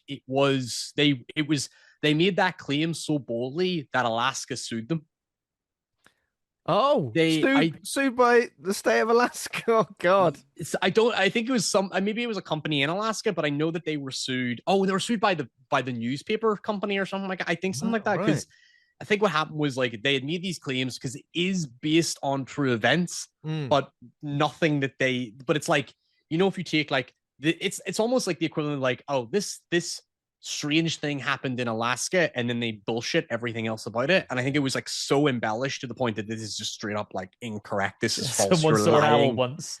Yeah, it's like I don't know if the story was like there are missing. I think it's like they did like hundreds and thousands of people go missing in Alaska every year, and it's like, yeah, that's true. It's a big winterous like when it's a big snowy wasteland. Like, yeah, people tragically go missing and die from like it's probably cold and bears, not owl it's aliens. Not fucking aliens, but they I think the found footage thing is like I think it's a neat. I think they like the approach the whole like, oh, this is reenactment next to found footage. See the side by side thing, like for me, that I feel like that took me out of both. Really, equally. I So I was like almost like, I don't know which one. I was almost like more fascinated by, are they saying the same thing? Are they? That's interesting. Oh, and then my head was going, I wonder how they did this. Which one they filmed first? Like, okay. So I think like my thing I didn't like about that was it's that like as you said, it's like because it takes itself so seriously, it's like they really double down on how serious they want you to take this. So it's like we're not only going to show you this found footage, but we're going to do a reenactment of the fake found footage that we made. So it's like fake thing on top of fake thing, and it's Yeah, like it's overindulgent to the point where it's like fucking absolutely. Yeah. calm down a little bit. Like again, it's like one of those ones where like I think if you get the right, it's like late at night at like 2 a.m, you're sleuthing on the internet Yeah. and you come across it's like I like the fear factor to it as like a, especially if like you genuinely see it out of context. I can totally see people like buying into a lot of it. Like Oh yeah. it's Switching on the genuinely because TV in the night would be the perfect way to watch this I just film. think just watch. Is it the McPherson tape? That's the one. yeah, You it's probably. kind of, that's the thing, is that it is very much like a, where it's like when you take the myth too far to the point where it's a little, yeah, it's a bit much. I think it has that problem of like, I think in some ways it wants to be the X-Files, where like it wants to be Yeah. very mythology. They wants to set up a mythology, it wants to set up a Mm. lot of stuff. My only, I think, main issue is I wasn't really. I mean, I'm worried that anything I say might contradict what I said in the video, because generally in videos I'm way more positive. Yeah, yeah, And yeah. I think like even though deep down it's like one of those ones where I'm like, because I'll make videos and sometimes I'll release it going, wow, I gave that film way too much of a pass. Yeah. I think it's just maybe just instinctually, it's like I don't want to feed more negativity into the I think online when criticism Sometimes the space, world but is, yeah, like sometimes you do want to say what you I enjoyed about a thing, and that's fair. yeah, the that's what amount it of is. But it is a bit. It is one of those movies where it's like, yeah, it's like it's a bit of everything. I think. Yeah, I guess it's anytime. like, I think it's one. I think it was said earlier where it's like I'm the worst person to recommend a horror movie to, but I feel like I could recommend this to like people who like have a passing interest in horror. They're just looking for a scary film, and I think they'll be fine with it. I Yeah. just I can like, again, it's like obviously when you think into it, it's a bit insane and stuff like that there. But I think it's one of those ones that's kind of got the whole, it's got all the style that I think as long as you don't overthink it too much, it's like, yeah. Mm. I'd love now to see something happen with this kind of filmmaking as an experimental case. So I would love to see more films which are made in the found footage and reconstruction side by side. But I want two directors. I want your first unit director to make their film entirely, and Mm. then a different director is given that footage to work from, no additional notes, and 25% of the budget to build the reconstructions that you're going to show side by side. And And they they have have to to work use that, completely independently. and they have to use like, they're getting out like no notes or anything. They have to No use that notes. footage and just interpret from that. Yeah. Yes. That'll be interesting. A lot of good ideas today, Andy. And I'll then admit we'll that. make Yeah, a you should film. really get these trademark quickly. Or The Yeah, you documentary. should. Well, that's the whole thing. We put this out. This is going to be, we have This is public gonna be the record of yeah, when there we this go. was released. Take that. Original idea, do not steal. Andy, anything you've seen you wanted to mention? Well, just a couple of quick things, Ben. One, not horror at all, as I've been missing out on some of the blockbusters. I did make a cinema trip to see The Ballad of Wallace Island. You know what? I'll recommend it to you all as a palate cleanser. It's very nice. It's a lovely film. Ah, The yeah, I think I know Tim which one Key it is. film? Tim Tim Key. Key, Yeah, yeah. it's Yeah, really I've good. heard good things about it. Tell you what, though, he might bring a little tear to your eye. There's some sad moments, but really, really genuinely funny. Let's not hear what to talk about. If you need a palate cleanser from all the horrors Yeah. of the world and the horrors we're talking about on this show, watch that. I've also started Inside Number 9 because I'm going to go to see the stage show in Oh, wow, a yeah. few weeks' time. And I'd seen like one episode of it. So we went back at home and we've been working our way through. We've just finished the first two seasons. It's so phenomenally good. I'm astounded that I haven't seen it before now. Either of you two seen much of it? No, I haven't, and I It's get so so many good. people telling me to watch it, and someone It's invited me to so the good. stage. Someone invited me to the stage show, and I was like, I haven't seen any episodes, so I feel a bit silly going to see the stage show, but I know I should.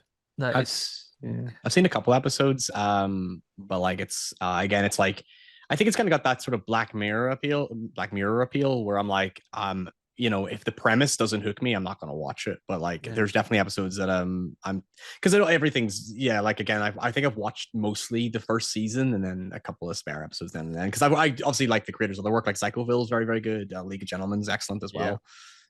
Yeah, it's proven really, really good. I think highlights so far.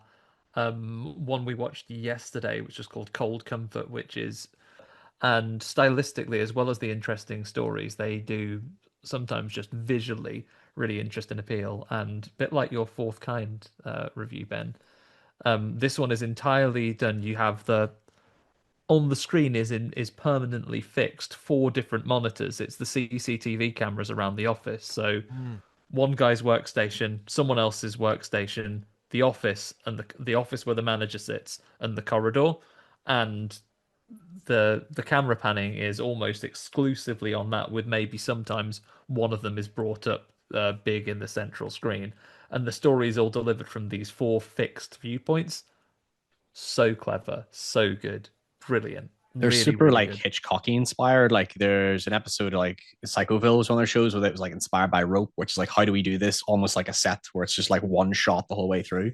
They were like and they're like they're horror enthusiasts Yeah. massively. Like a lot of stuff's just all based on like very especially early cinema. Like have you seen there's that episode that's like no dialogue at all. It's all about like a In the heist and first, it's stuff. so good, it's And brilliant. it's wonderful. Like they have such like again they're like so insanely. Especially I know listening to Reece Shearsmith, he's like said like he's just insanely inspired by like such like obscure early horror cinema and stuff like that. And that's just like what's always given him his inspiration. Mm. They are all brilliant. Highly recommend getting caught up on that. But speaking of catching up, Ben, there's been one final episode. I'm on the last one, mate. I'm on the last episode of season one of Oh, Friday the season one. I 13th, thought the you meant the TV last episode series. ever. Then. No, I haven't gone mad while I've been away.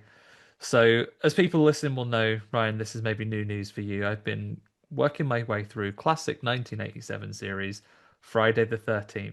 No Jason's involved, though it is in canon with the film series. Some antique shop owners recovering cursed items that have been distributed by their uncle who made a deal with the devil before he died. Um, I should have predicted it, Ben. The last episode of the series, The Bottle of Dreams, quintessential way that you're going to wrap up the first season of a 1987 television premiere format series. It was That's all a right, my dream. friend. A clip show. Oh God, a clip show. One of So, the best haunted items of the series. in this episode, a mysterious man turns up and says, "Here, I bought you this canopic jar, like from mummy times. But donating this item, put it away, will you?" But before they get a chance to put it away, it turns out it's a trap. And their uncle's face appears in the mirror. He's in hell, by the way, just in case you've not caught up on that one. Yeah. And as the guys Mickey and Ryan go to put it away, um, they the top comes off and they start having hallucinations about old episodes of the show. Oh yes. Jack immediately phones his mate up, who is an Egyptman, who knows all about Egypt stuff. He goes, "Oh, thank God you're at home. Can you come round and help me solve this problem, please?" An And he, Egypt mum from Mummy Times. yeah, and he comes round, and they are in a race against time to get Mickey and Ryan out of the hallucinogenic nightmare before it makes their hearts Oh. explode, which will happen at midnight. Their hearts will explode if they're From being stuck. in the nightmare of the real things that they have dealt with Oh in the God. past year. And they begin with a wonderful scene where they're all having a lovely champagne to go, "Congratulations, everybody. We are the best at collecting haunted items." Well done. Well, what a way to wrap up season one of what has been a wonderful series of television so far. Oh wow. How many episodes in season one? 20 odd? 26. That's a commitment. That is. Well done. You've Well, done it. Are you going to follow through for the rest of the episodes? absolutely. Never stop, never stopping, mate. I'm going to be straight on to season two when this is finished. We've already convinced some listeners to buy the box set, right? Yeah, at least one or two have bought the box set. I mean, maybe this is how I'll begin to pivot into the kind of in-depth discussions that Ryan and so want to do. And I want to do a deep dive on this one day. I Yeah. want to get the actors on. Going to get Roby herself on at some point. Please do that. I'll listen. Have a chat about a music career. Have a chat about all sorts that's Exciting there. Like, stuff. but I've never met a series so delightful. I think I've shared this with you before, but at the time was the second most highly viewed syndicated TV program on North American television, only Yeah. losing out to Star Trek. But one of them we still talk about, and this one we don't. And it is a heinous crime. Better than the X-Files. I said what I said. Oh. Now that's a big statement to make. Okay. So If what I let's can move. do is expose every single guest to this, and if they each go away and watch one episode, I feel I'm doing the Lord's work. What did you say it was called again? Friday the 13th. Yes, Friday the the 13th. That's series. okay. Friday the 13th, the series is called, isn't it? Yeah, most of it on YouTube. I've seen maybe like the first 6. I think it's pretty fun. I if I was more committed, then I would have watched it all. But Yeah, recommend it. You couldn't Okay. relieve with a pace bin. I know you're a binger. You'd have been straight on it, but I've been very strict. One episode a You have been week. very strict, haven't you? Yeah, that's 26 weeks since you started. It'll be about next Wow. Easter that I finish. Okay, so let's move on to the main event, the film of the week, which is Raw, and that is a French 2016 coming of age body horror drama film written and directed by Julia Ducournau. Is that how you're saying her name? Ducournau? Starring Garance Marillier, Ella Rumpf, and Rabah Nait Oufella. The plot follows a young vegetarian's first year at veterinary school, where she tastes meat for the first time and develops a craving for human flesh. Of course she does. IMDb 6.9 out of 10. Rotten Tomatoes 93% critic score. 93% audience score, 76% critic score. Letterboxd 3.7 out of 5. Got some choice reviews from Letterboxd. Matt Lynch says French veterinary school seems a little bit intense. 3.5 stars. Yeah, definitely correct. Jay says finger looking good. 4.5 stars. Seth says disgusting, audacious, and intelligent. 4 stars. And Olivia says grueling and unholy and altogether difficult to get through. Raw would test its viewer and push them close to their limits without asking for permission for any of its transgressions and taking no prisoners in the process. 5 stars.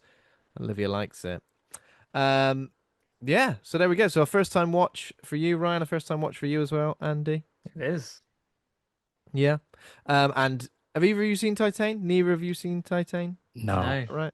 So Okay. you, Ben, are like those horrible bullies at the thing. You are the vetron or the venerable. The horrible bullies. Yeah, Like you're the guys in their little jackets. You're gonna be hazing us for the next hour while you talk through this movie. Is veterinary school anything like I'm sure it's not, but That was like the big note I took away from it. I was going, what the fuck is with it? Sorry, I don't even swear. But like the hazing is so intense for veterinary school. swear Not the- away because my God, it is.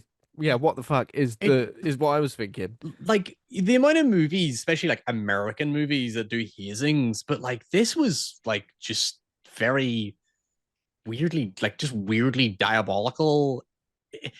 And weirdly against there was the antithesis of why they're in veterinary school. I know we're like going way beyond Kill that, this but like, horse. but it's like yes, we're going to cover you in animal blood, and you're going to eat like raw rabbit a kidney, and I'm like, wait, it just feels like are these people not veterinary? Like, meant to be trying to save animals, and that's what they're here because they're like if you're going to devote yourself to any form of medicine, it just seems like such an like again it's like I don't have any context to like hazings. I don't know if it's a thing even in the UK, is it? But like it just seems so wild that like It does seem that wild. is intense. It was intensive. Like I get like the thematic context of it being in there. It's just such a like it's so like again I can't dispute it as like a negative to the film. It's just it was like it really caught me off guard to the point where I'm like okay, if that's bad for veterinary school, I wonder what it'll be like in whatever other subjects that would like subjects that would be more like accustomed to a hazing. I don't know. Not that I really. I'm not. What's it like if you're doing like sports science? Bloody hell! Because they were singing songs at one point, going, "Vets have got massive knobs and bollocks, and we all like to. Oh, we like to have shagging. sex." It's like bloody Ibiza Uncovered at this bloody at this school. Yeah, exactly like that. This film should be on bad. ITV too. Yeah, Davina McCall should be setting people challenges as we go through. It is absolutely crackers. I think you're right, Ryan. I'm not sure we have the same hazing culture in the UK. It's been a while since I was at uni, but I imagine it can't be the same as in the US because I think in the UK we have a higher index of saying fuck off, I just won't be your friend then. Yeah, it's like because I see that's the thing is I didn't know it was even a thing in Europe. I just thought it was like again it's just my ignorance to the subject matter, but like I just thought hazing was a purely American thing, like a very like the alpha beta house sort of thing. I thought maybe it was happens very, at posh schools, but don't know. It just I didn't. Yeah, it's such a. But it's like when I saw it, I thought, fuck, okay, that's all right. I got lucky. Not that amazing. Let's go. You think someone somewhere should put a stop to it? Though, like what? These stupid. Where's the dean? Get the crusty IB straight on the phone. Covered in paint from head to toe. Someone's been smurfed out here. If I was the dean of that school, I'd be like, You put all these fucking mattresses back in these bedrooms before I get back from my coffee. But there's like only one. I think there's only one teacher in the entire film, and they're like an asshole to the main character. Yeah, Yeah. yeah. And it's like this is it's like almost like slightly like unhinged to the point like it's almost borderline little. Maybe it's again this like with a lot of French cinema, like there's like a certain sort of surrealist quality to it where it's like this is not fully real. Feels very Yeah. like I mean I guess it kind of fits the character. It's like it's almost like a nightmare of sorts. Not saying that it's like it's what it's a metaphor for, but it's got that feel of like this is meant to be like you said, it's like life is stranger than fiction kind of thing where it's like this is meant to be overwhelming. But yeah, It is horrible that I would have been at home day one. yeah. Yeah, because it's the hazing, but also like I guess like the what do they call them? The elders? What do they call them? Like The the people who elders, are like the the veterans, the year up, the venerables. veterans. Mhm. What you're wearing? You should be wearing something sexy. Today's theme is nightclub. I'll be like, for fuck's sake. And if you're not, and if you're not not for dressed in this, if you're not dressed in the thing, I'm going to give you a nappy to wear. I'm like, what? Why are you I just want to carrying save this? some Leave me animals. alone.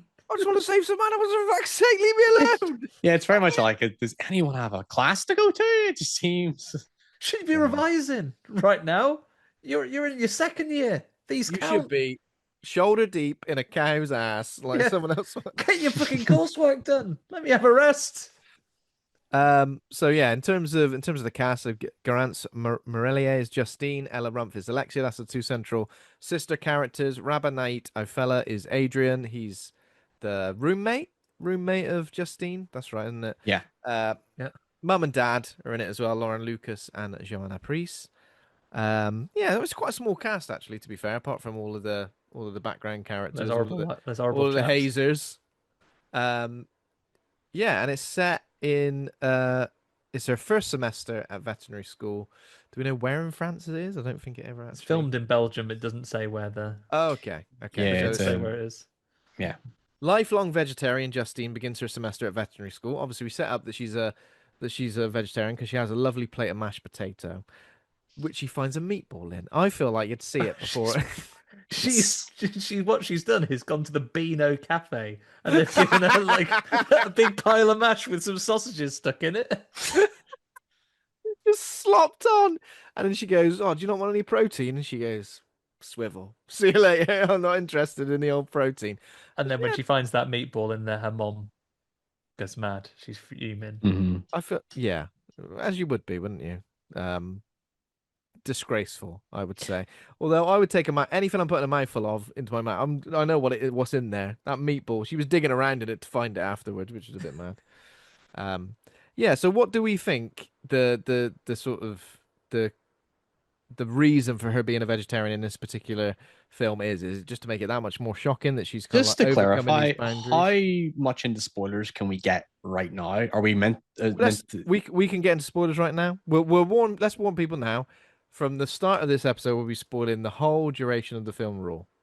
Yeah. So- So if you Okay. haven't already seen it and spoilers are an issue for you, Yeah. give us a little pause. We'll be here because we're Yeah. digital recordings of ourselves. You're not keeping us waiting. We're fine. Well, We're the getting on irony with is our more lives. people will be annoyed for me spoiling Cabin of Dr. Caligari than spoiling this. I don't want to spoil, like, I'll not strictly spoil it, but like it does give, I think, in the end, reason for why she's put in a path of being a vegetarian. It is Because the kind of, family are all vegetarian at this point, right? It's like none of us eat meat. well, I mean, again, without like strictly spoiling, there is like a logic to it in the very, very, very end of the film with the mother.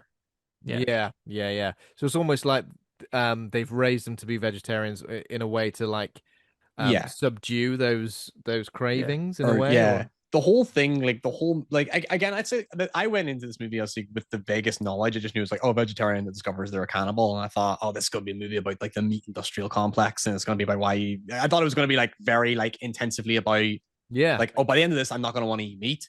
But what surprised me is it's not that. It does have those maybe elements where you could say like, yeah, there's definitely a criticism to like those industries and stuff like that. I'm not the most knowledgeable person on those kinds of things, but like, I like that it's all like the cannibalism is like not just this one explicit metaphor for one thing. It's kind of a bunch of things, because I know that the movie is framed as like a coming of age story, and it's like, oh, like, you know, her first time in college and the things that she goes through and her trying to discover herself. And like the big thing I took away from it was like, it's like the cannibalism is her, like when she discovers it, she's, because the way like what I noted in the film is that if you actually break it in from like everything that happens to her from like the start until she discovers her cannibalism, it's like her entire life is like basically dictated by other people and following other people's rules and stuff like that. And it's like this sort of like sense of like she's been so like, because early on in the film I did catch on to like there's definitely a tension between the mother and the family. Like there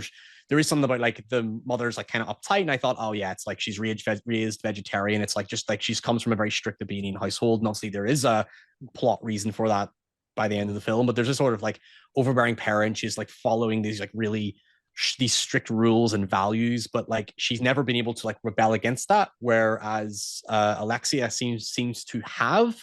And then like when she discovers, oh, that urge that she's a kind of like that she's actually a cannibal, it's actually like this is who you are, and she's trying to like now trying to suppress that as her family It's is. almost like her sister's just 1 year ahead of her in terms of the story, in terms of her Yeah. journey. Sorry.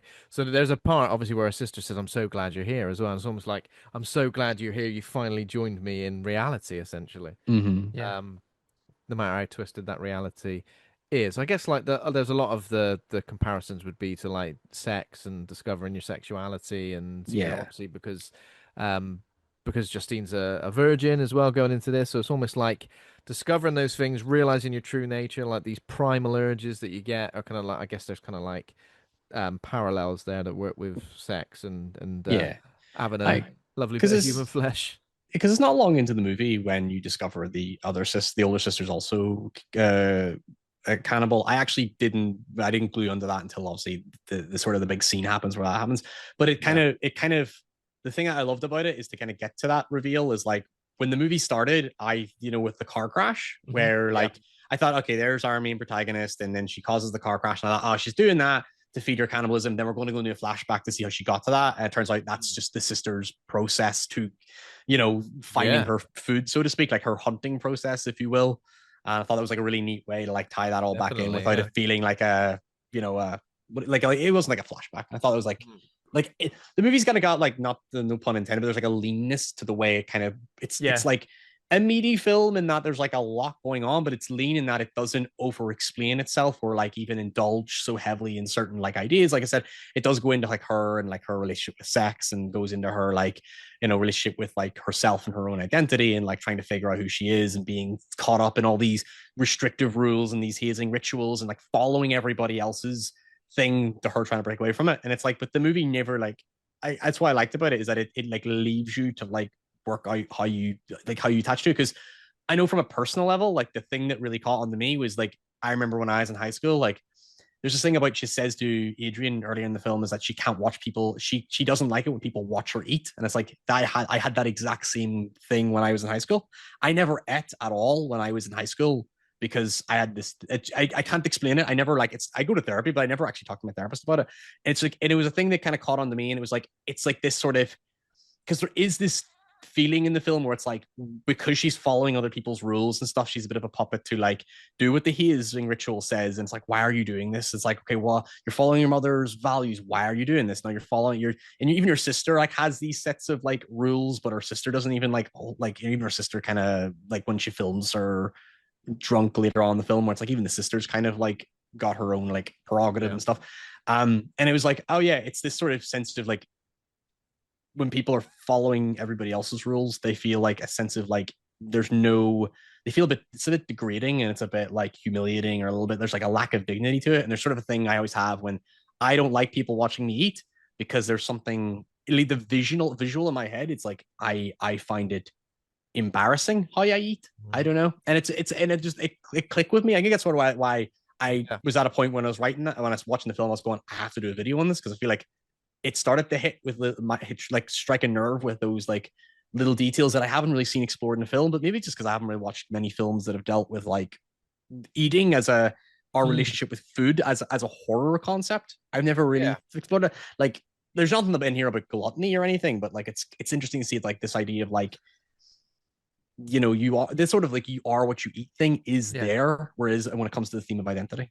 But I'm rambling now, so No, pass it on to you this is guys. really good, and this is a really good point about like how her relationship with food is very tightly controlled, and it's even as the film progresses, she like tries her best to fight against these urges that she has in a number of ways. So I think it's a really interesting point, and it is like a genuine thing. I would not be surprised there are a lot of people I think who don't really like to be perceived eating because of the social stigmas that can come around that.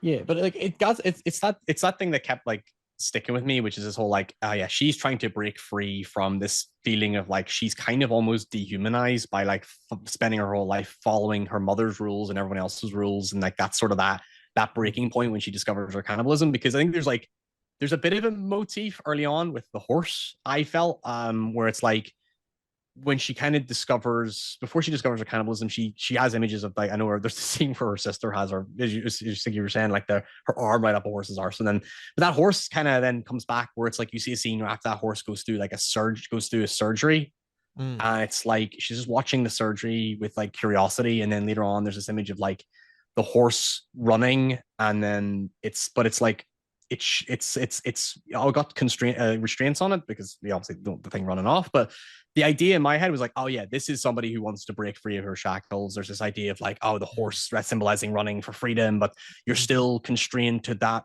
rule set. And I maybe again, this is how my brain goes, so I'm probably overthinking it, but like it pops up a lot. And then when she discovers her cannibalism, the motif switches to a dead dog that she's operating Okay. on. And it's Yeah. like suddenly it's like it's not this freedom from the shackles. It's like this sort of like revelation about herself that she doesn't want. And it's like the image in her head is the deceased dog. Which Does can't tie face up to into, it because it's grotesque or something. Yeah. yeah, Mm. especially with her, like, because I know it's like when she discovers with that big scene with the sister, when she like tries food for the first time and then they blame it on the dog and then they have the dog put down. I feel it's like that guilt in her head of like, this is who I am, but this is not who I want to be. And Yeah. it's like she almost like it's like she's kind of stuck in between a rock and a hard place of like, do I keep following these social rules and these social groups and like all these rules, or do I break free and embrace this thing that I don't want? And this part of me that's just true. It's like, I guess you could go as far as to say, especially with how the movie ends, it like, is there something to be said about the cannibalism is like some metaphor for mental illness? Because it's like you're picking up your parents' mental illness, because that's kind of You're where it ties carrying the into in the baggage end. that they brought your way Yeah, as well. I Okay. mean, that's sort of, again, it's like that's what I mean. Like the movie never sort of singles out this one core idea. It's just like it's the cannibalism becomes like this sort of like manifestation of just everything that a person goes through when they finally start to learn who they are. Because again, I know like the college experience, that's when you start to figure out who you are. And I mean, never went through the freaking hazing ritual, but I mean, she goes through quite a lot. Some of us just start wearing hats or something like that. But Yeah, well, unfortunately, it happens to the best of us.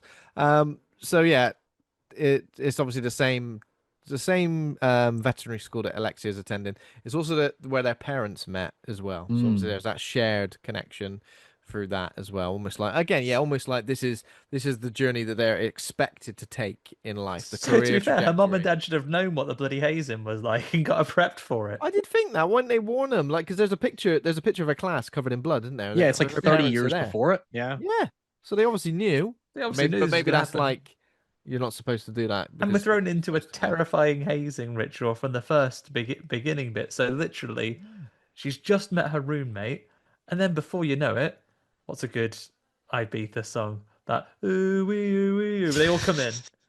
They all come in, and Talking they're of like, the soundtrack's like it's really great and it's really strange. There's some proper deep cuts in this. Like, Blood Red Shoes plays at one point, which I'm kind of Mm. interested to know, like why.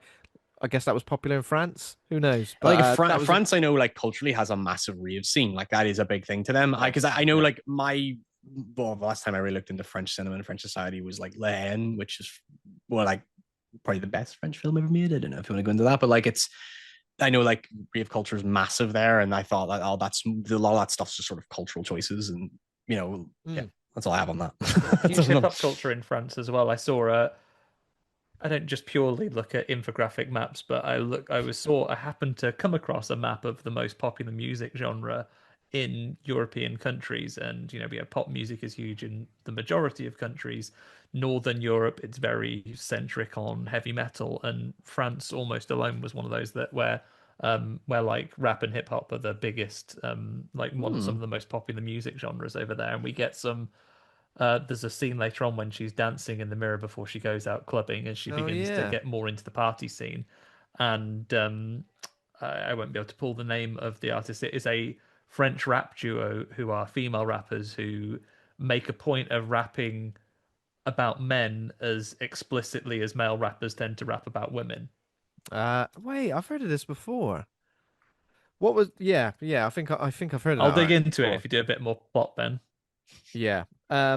There was a lot of rap and hip hop in Infested as well, wasn't there? If you look Yeah, at that Yeah, was the one that came to mind there as well. Like a yeah. lot of it again. I just assume it's a very big cultural thing, just Mm. because I know mm. like again, Len leans very heavily into like music and hip hop arts and how that kind of. Because that's don't know if you've seen that movie, but it's all about like just Paris sort of like inner city suburbs and stuff like that, and kind of how that became a manifestation. And I know like a lot like that movie's influenced so many French films that have come out of it, and so I just assume it's just very very rooted in like personal context. Yeah.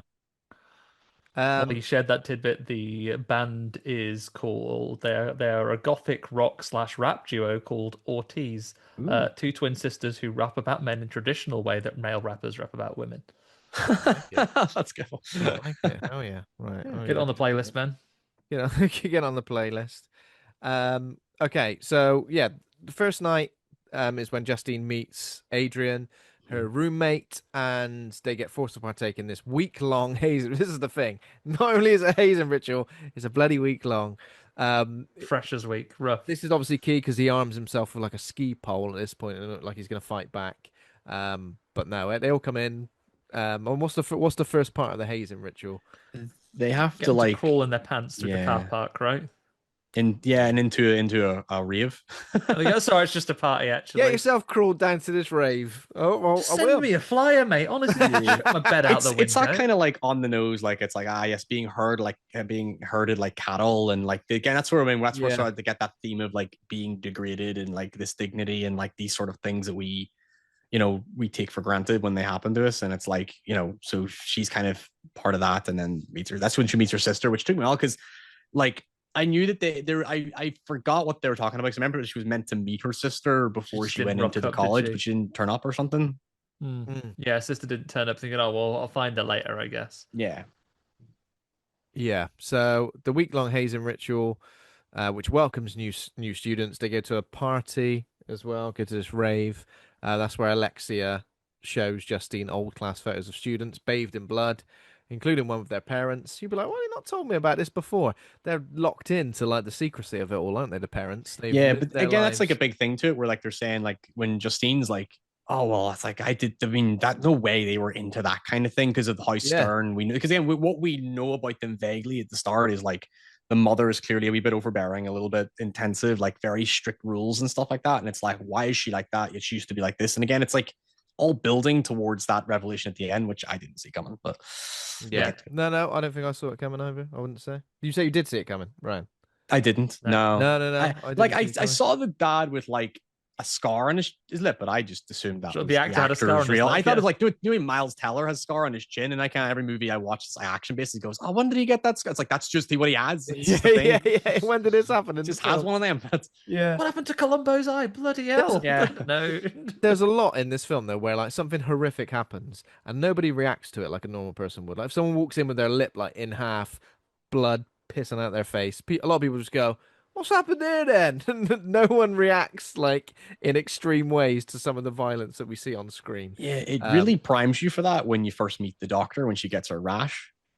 yeah, I yeah, don't want yeah, to get yeah, ahead of it. Like I yeah, see that yeah, yeah. you're leading the narrative, but So like when she obviously gets the rash after eating. So Right again, so the now, next right, morning, the so new class, this is when they get splattered with blood, and then they get forced to eat the rabbit kidneys. Obviously, Justine refuses because she's a vegetarian, but Alexia forces her to eat one, and she's like, "Oh, I'll do it. It's easy. I'll neck one." Are they doing like a shot as well at the same time? Is that like a yeah, just a there's like shot of some sambuca as yeah. well? Why not?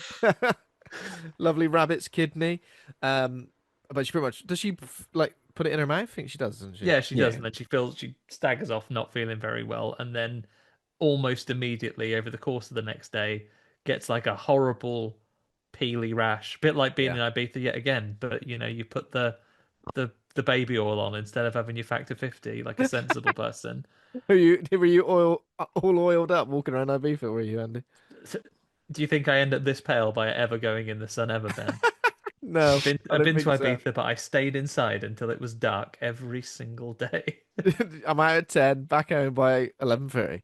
Uh, No, it doesn't get light until late. You can stay out at night oh, you're time. Just fine. don't go out until 9. I guess the Um, teacher. This is like the teacher. The way she treats Justine is no, sorry, not the teacher. The doctor. The way she treats Justine is kind of like, oh, someone got you to eat a kidney, and you just did it, did you? You just did it. Is that kind of thing you do? Yeah, Just but do it's have you like ever the first tried time not being peer somebody. pressured? Yeah, but it does again. It's like it's the first time where I was like, she's calling Justina, and it's like you're just following other people's rules and other people's. You're just doing what they tell you to do, and it's like that because that seems interesting because she follows it up with the story about there was a patient who was overweight and every doctor that she Yeah. saw refused to treat her with injections because of the apparent fat and they couldn't find a vein or whatever it was, and then that doctor's like, it's bullshit. They just didn't want to deal with a fat person. I think it's again, it's like feels like it's this element of like again just this idea of like identity and like how people treat each other, and it's like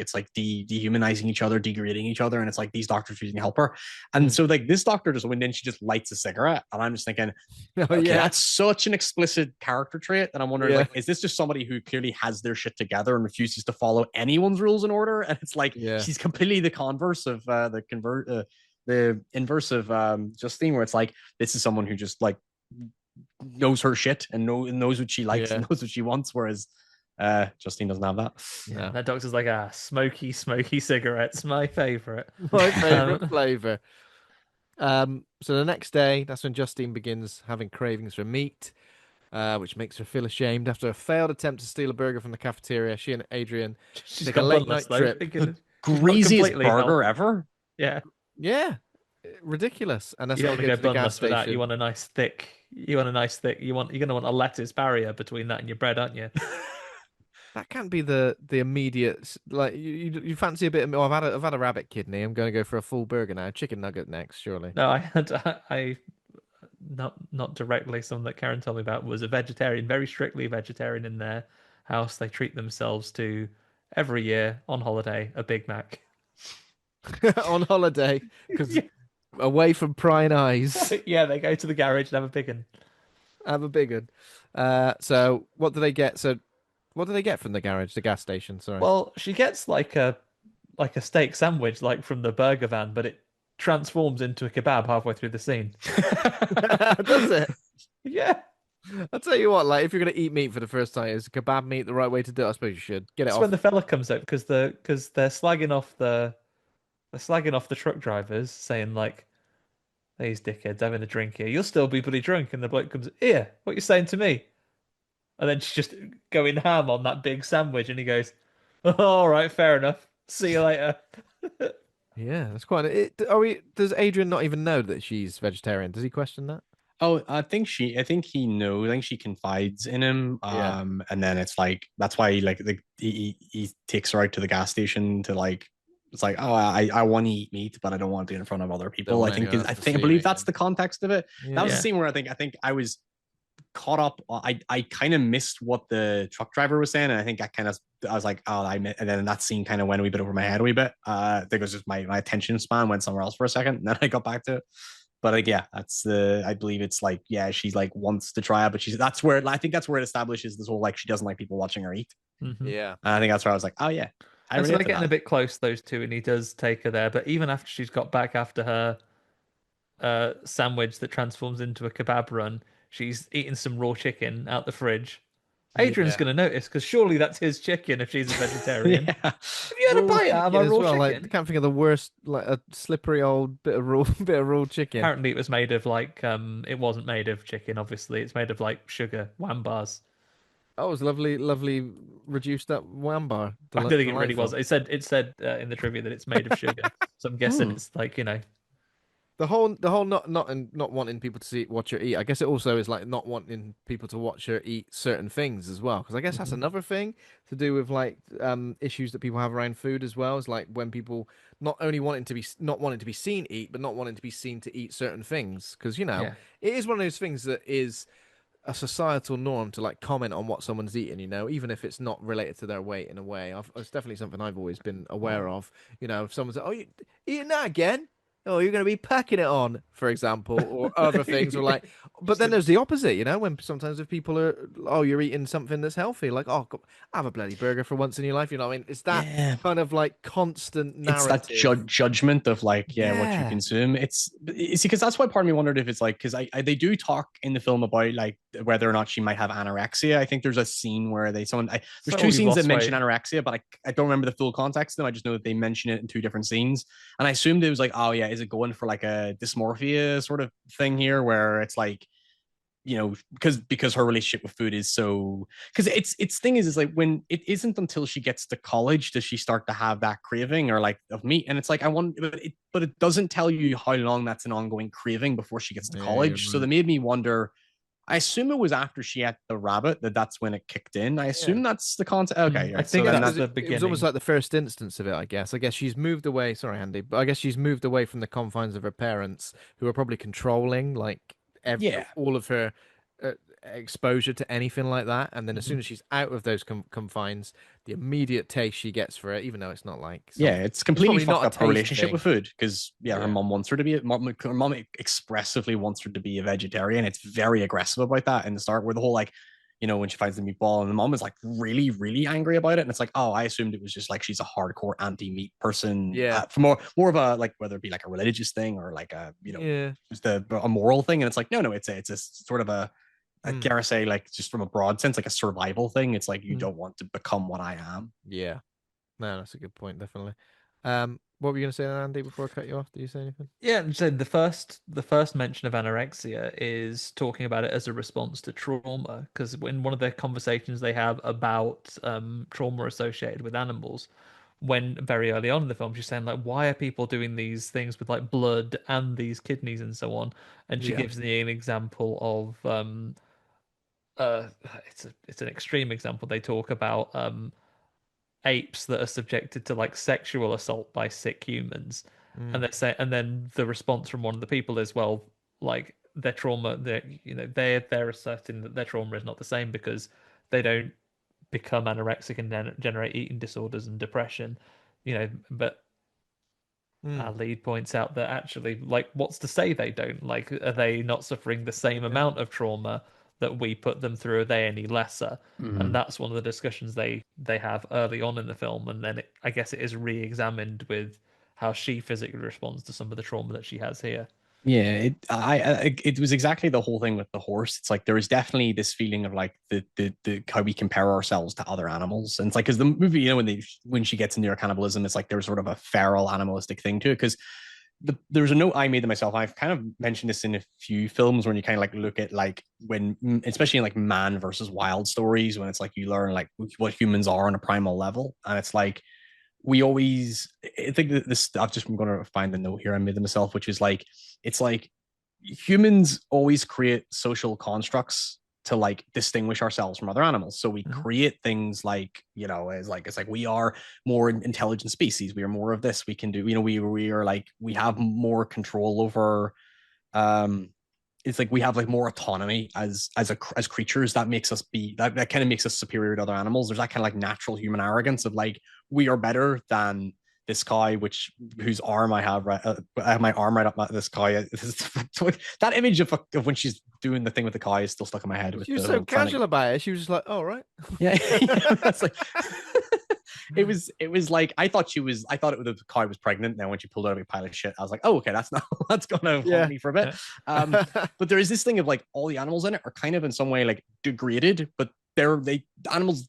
Not that I don't really know about much about animal psychology, but like there's this thing of like animals don't there's no that's being degraded or being dehumanized is something that we've created for ourselves because it gets this idea of like humans, our biggest weakness is the fact that we're so self-aware of our own emotions, and that's what, whereas animals don't. Animals are just like survival. We need to eat, drink, and survive. Yeah, It's we like need to going, survive these things. If I've got yeah. constipation, you get your arm up Yeah. my ass and finish it for me if you don't Yeah. mind. Whereas humans, we don't have that. We go straight for like the whole, like, it's like everything is like an emotional block or there's something that's restricting us or causing that. And that barrier kind of like gets in our way. And it's like, because it's like when you see it's any animal in it, it's like when the dog gets put down, it's like he's only doing that because it's like, oh yeah, the dog doesn't matter. Like the dog's being put down because what if it tries to eat your sister again? And it's like, it's like that there's like such a coldness to it, this sort of bluntness of like this is an inferior thing to us. And it's like the way when her cannibalism kind of comes into it,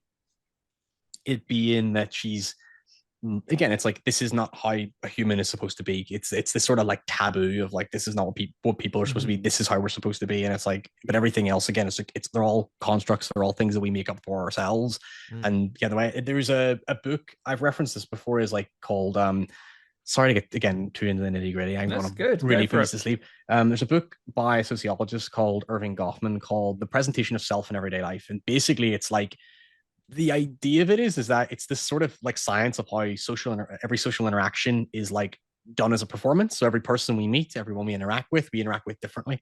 And it's like this idea of like we all have different social characters that fit different social situations. It's like it's really, really like in depth into how it's based around like theater performance and how like actors get into character. Every prop, every set, every other character in that scene, they interact differently with them. So like how we dress, how we move, how we talk, how we like physically stand amongst others, the core memories, established beliefs. It's like all these little bits and pieces that make up the person that we are and the complex human that we are. And it's like that thing with Justine is that she's never shown who she truly is because she's still trying to fit everybody else's rules. And I got to keep repeating it because it seems to be the only idea that's stuck in my head for some reason, where it's like you have to follow everything in the hazing, you have to follow everything in the school. You have to, like, she gets scorned by the teacher for being depressive and for scaring the other students, but it's like it comes out of nowhere, and it's like she just accepts it because it's like she's just used to following, being what like denoted to just like doing what her mother has taught her to be, and what they're following her parents and doing this, that, and the other. So it's this idea of like she's not like her trying to find her own identity, and her identity is this thing that her mother wants her to repress by the means of it, which is the cannibalism.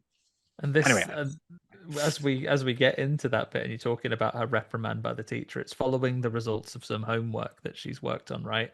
And it leads into one of the most hideous bits of body horror for me in the entire film, when so she's getting bawled out by this lecturer, the one teacher that we see, the sort of owly man. He's like, oh, brilliant but lazy, and like, having a go at her. He's saying like, I would rather your mate who has to fight for their chance to be here. I'd rather them be fine and you be the bad one. And you know, someone like it's like you actually intimidate the other students and put them off because you're so good academically.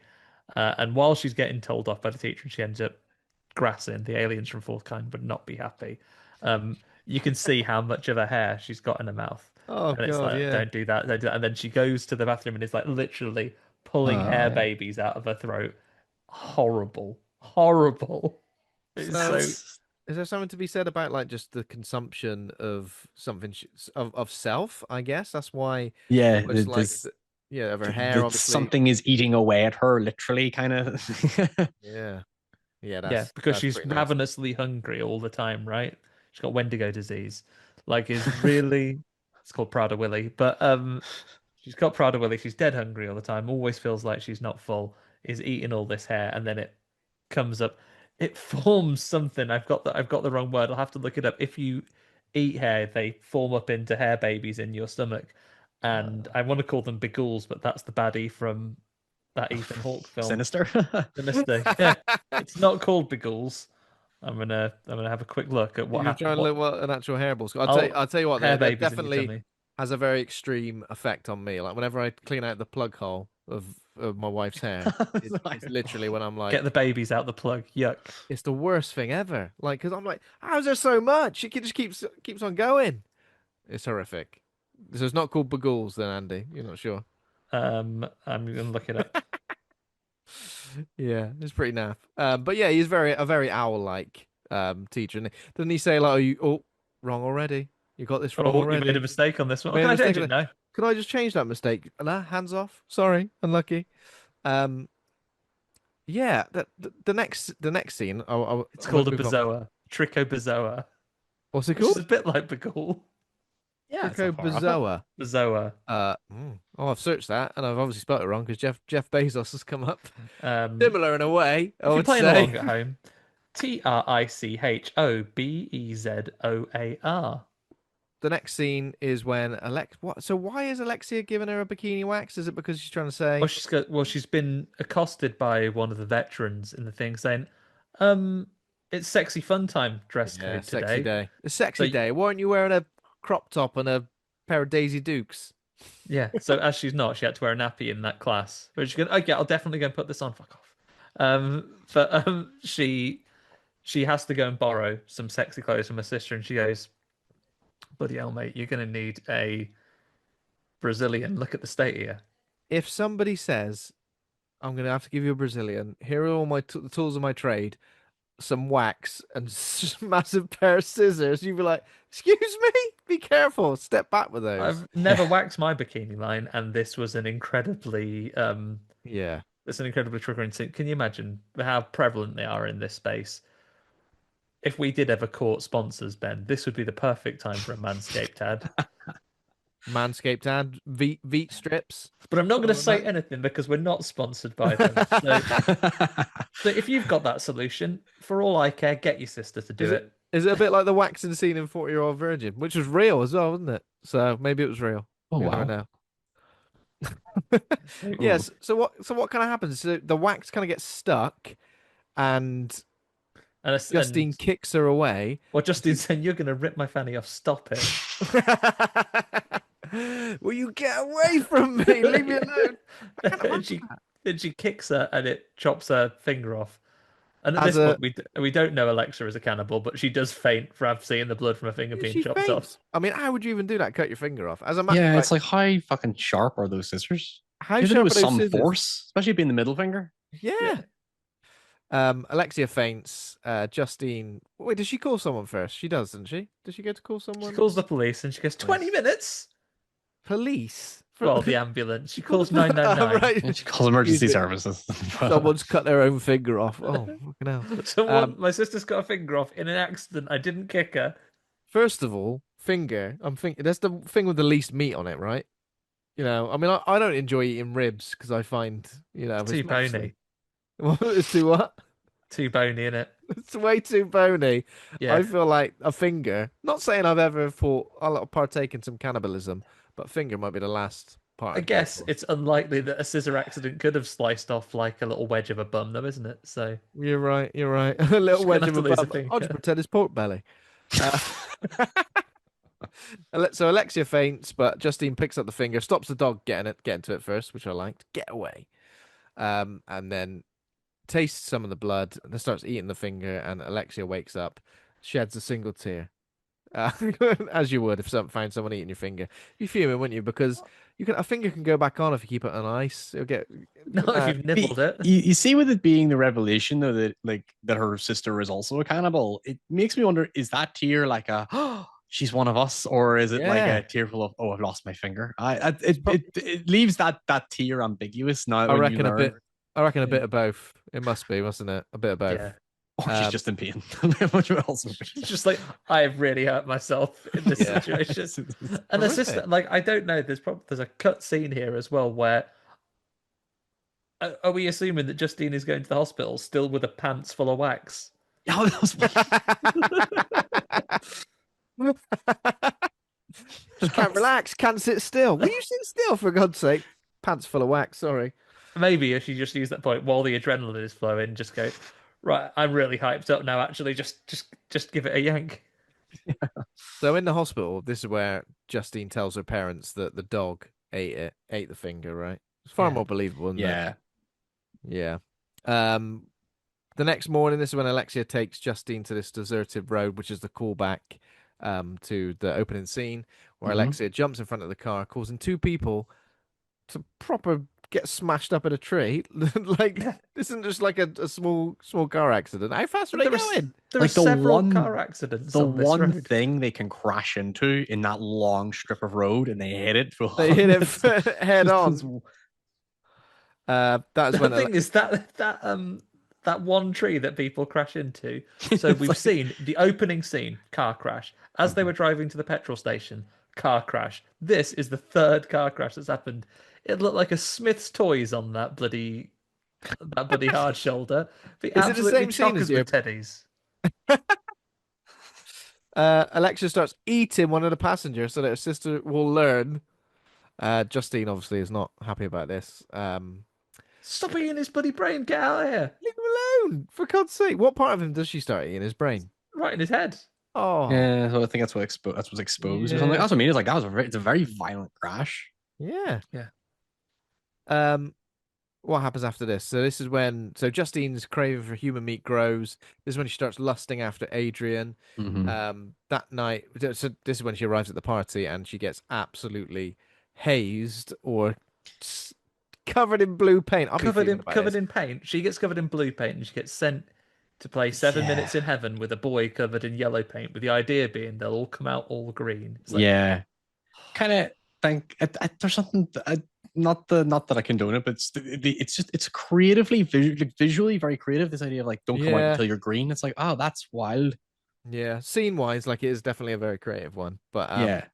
yeah. But it's fascinating the way it frames it because in my head thought it was definitely setting up like, oh, this is going to be like a sexual assault. But I don't think it takes it that direction because she is asked by Adrian the next day, like, was it a sexual assault? And it's like, no, because she ends up biting him.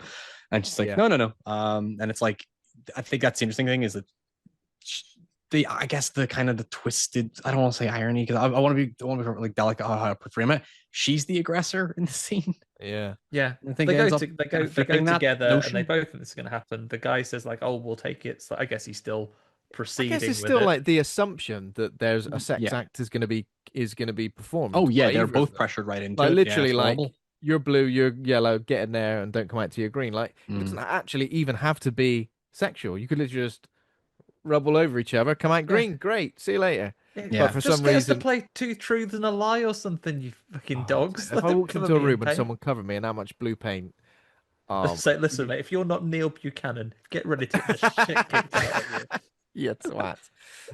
But yeah, but it also suggests that like even in this instance, like she can't she so and it happens further down the line with Adrian, she can't separate this desire for eating human flesh and Hmm. sexual desire. It kind of it overlaps, it crosses over. It's not like one or the other.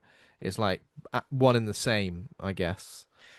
Which is why she ends up biting herself when she's getting on with Adrian. Yeah, she goes Yeah. back to the room, and the sister has speculated earlier. Alexis has speculated, oh, I just assumed he was gay. And it was like, nah. He said he was gay, Yeah. didn't he? Yeah, he Oh, said yeah, he was. he does. And The he first thing says it more he says. forcefully later. He He says says it it when at he the must. start when he's like, I requested a girl in my room, and he's like, I'm gay, doesn't matter or Yeah, something like yeah, that that's Yeah. there. right. That's right. Because he does then like the next day he's like he feels ashamed by it because he's like it's like because it goes against his own sexuality because I think it was like I Yeah. don't know what spares it on the actual act itself, but I know the next day he's like completely regretful of it. Yeah, Yeah. because she comes back into. They have a conversation at first where they're just hanging out, and they say, "Oh, you." She goes, "Oh, you still I turned didn't on?" And she goes, "Nah, it's fine." Then she I comes didn't back quite in, and he expect goes, it "Well, because actually, yeah, because Adrian was watching gay porn, wasn't he? Yeah. Before. yeah, Yeah. So it wasn't like yeah, but of course But you could make the bisexual people exist. I get yeah. that. But I don't know, for some reason I didn't quite get the point of when he became, oh, actually, I am attracted to you, But Justine. I wondered if like you could make because his character is fairly like it's very vague about it. You're very vague about him. You don't learn a lot about him. It's like there's the argument saying his own world, maybe he is still questioning his sexuality. Maybe he's going through his own journey, and it's like Mhm. that just like it clashes at the same time, and it's like they regret it in Yeah. their own ways. And I assume maybe that's partially what it's going for. Again, it's because that character's already very vague, so it could be Yeah. possible. It says here in the synopsis that Justine bit the guy's lip off. He didn't do Yes. that. It wasn't really a bite the lip off. It was just a little nip. So it ties into the dad at the end with his lip. Okay. Okay. Interesting. She does bite him, Same bit. and then she ends up in the shower and she chews a chunk of it. yeah." She eats the rest of it. She's Yeah. got a bit Okay. of it I've got off. you. She picks She's it like taken a out of little her lump teeth. out of him. She Yeah. picks it out of her teeth and then eats it. I've got you. I've got you. Mhm. So when she has sex with Adrian, she does try to bite him a couple of times. She's like, "Pack it in, stop it." Oh God. Yeah. And then she bites No. herself. Stop Yeah. it. For God's sake. And then she No, obviously I'm not. she bites herself. Yeah. Does she? It says here maybe she climaxes as well. At When the she point bites of herself. climax, she gives herself a So big bite yeah, on the arm. there we go. Then there is no crossover between the sex act and the human flesh Like bloody strawberries consumption. and cream it is for her. They always go Strawberries together. Likes a bit of both. Um, so this is when we go to another party, and Justine when she gets really intoxicated, and then Alexia takes her to the morgue. The next day, everyone's obviously She staring at wakes up Justine. absolutely hanging. She wakes up absolutely hanging, as you would do, and this is when Has a big Adrian water though, sensible. has a big water and yeah, and a And she's Barocca. been She's and she's feeling been a great, and she's been right a as right rain. menace at that party. She goes, "Yeah, pour us a shot," and it's not even like pound a shot. It's just have it at this Have it, vet yeah. school, and it's like, "Oh, I'll tell you what." He goes, "Oh, I've got no shot glasses left." He goes, "I'll just pour it in this glass." Mm. So yeah, the next day is when Adrian shows her the video where Justine's crawling on all fours and Alexia is like egging her on slash teasing her with a dead Have a person's bite of arm. this. Have a bite of this, and she's See, obviously that scene confused me because in my head it was like, oh, they're setting her up to be. So obviously, Alexia wants Justine to embrace her cannibalism, and it's like, but then doing this humiliating act instead, like, how's that going to edge her more yeah, towards it? It's that's why I was like, I was a bit confused about the motivation behind that. I assumed it was just because her sister's kind of a bit of a dick, because obviously her Yeah, sister's involved in hazings and stuff like that. she's did so So it it could pissed off just, with her for biting her finger off. did I it mean, oh yeah, also you know kind what? of Yeah, like establish that her cannibal acts were like an unknowing thing because obviously when she wakes up next to Adrian later on and she's like chewed his leg, I know it wasn't her, but I don't know. I think that this moment almost establishes that almost mm. that the It's kind of cannibalism is like lost. an unknowing side to her that happens like when she's not entirely conscious. But then Yeah, I didn't think that at all up Oh, to this okay. part. Almost like Yeah, like a werewolf waking up the there's next like an day. Oh, urge you cannot control kind of thing. hmm Oh, yeah. But yeah. then I don't know if I don't know how I felt about that direction because I have a I kind note of on that for later, but I'll save it till then. But yes, there's definitely, okay. yeah, I can definitely see what you mean because there's something that ties into. I said we'll get to Okay. when I get to the very end. I'll explain it. Yeah. Yeah, I mean, how many times have you got up in the morning and had a curry that you don't remember buying, half of it just on the side in your kitchen? Who bloody bought this one? Then kebab meat. That was me coming back from a Yep. night out. Oh, can I have mixed kebab, please? And then getting home, forgetting you've got it. Waking up in Oh, the morning. I've got half my chips left Ah, here. Oh well. I hate drunk me. Those those were the days. That is Justine's approach in the morning. She's like, "Oh bloody hell! Watch this video of me The trying beer to eat fear. this man's arm like a dog." The beer fear. God. Since I've been a sober man, no more do I get the beer fear. But that was the worst feeling on a Sunday. Oh, well, what have I done? I fractured little memories of things. No, Oh man, I'd rather be a cannibal. not so bad for you lot. People could still smoke in nightclubs when I was first ever to go. You wake in the morning going, "Oh, I stink forever. Thanks." I absolutely stink. Oh, wake Um, up in the morning. Oh, morning, everyone. Glass of cigarettes. uh, so yeah, Justine goes and confronts Alexia and fights her, involving probably the worst. This is out of order. Bite in the face is off limits at all Yeah. times, I would say, in in any fight situation. Not that I'm getting into many fights, but the The biting in the worst though. face was The I was bite of the face, Mm. out of and order. then go, "Oh, you taste like shit." Don't even eat it. Spit it Yeah. back out. Um, this is Alexia bites Justine like on the arm. No, the other way around. Sorry. Mm. Justine bites Alexia on the arm.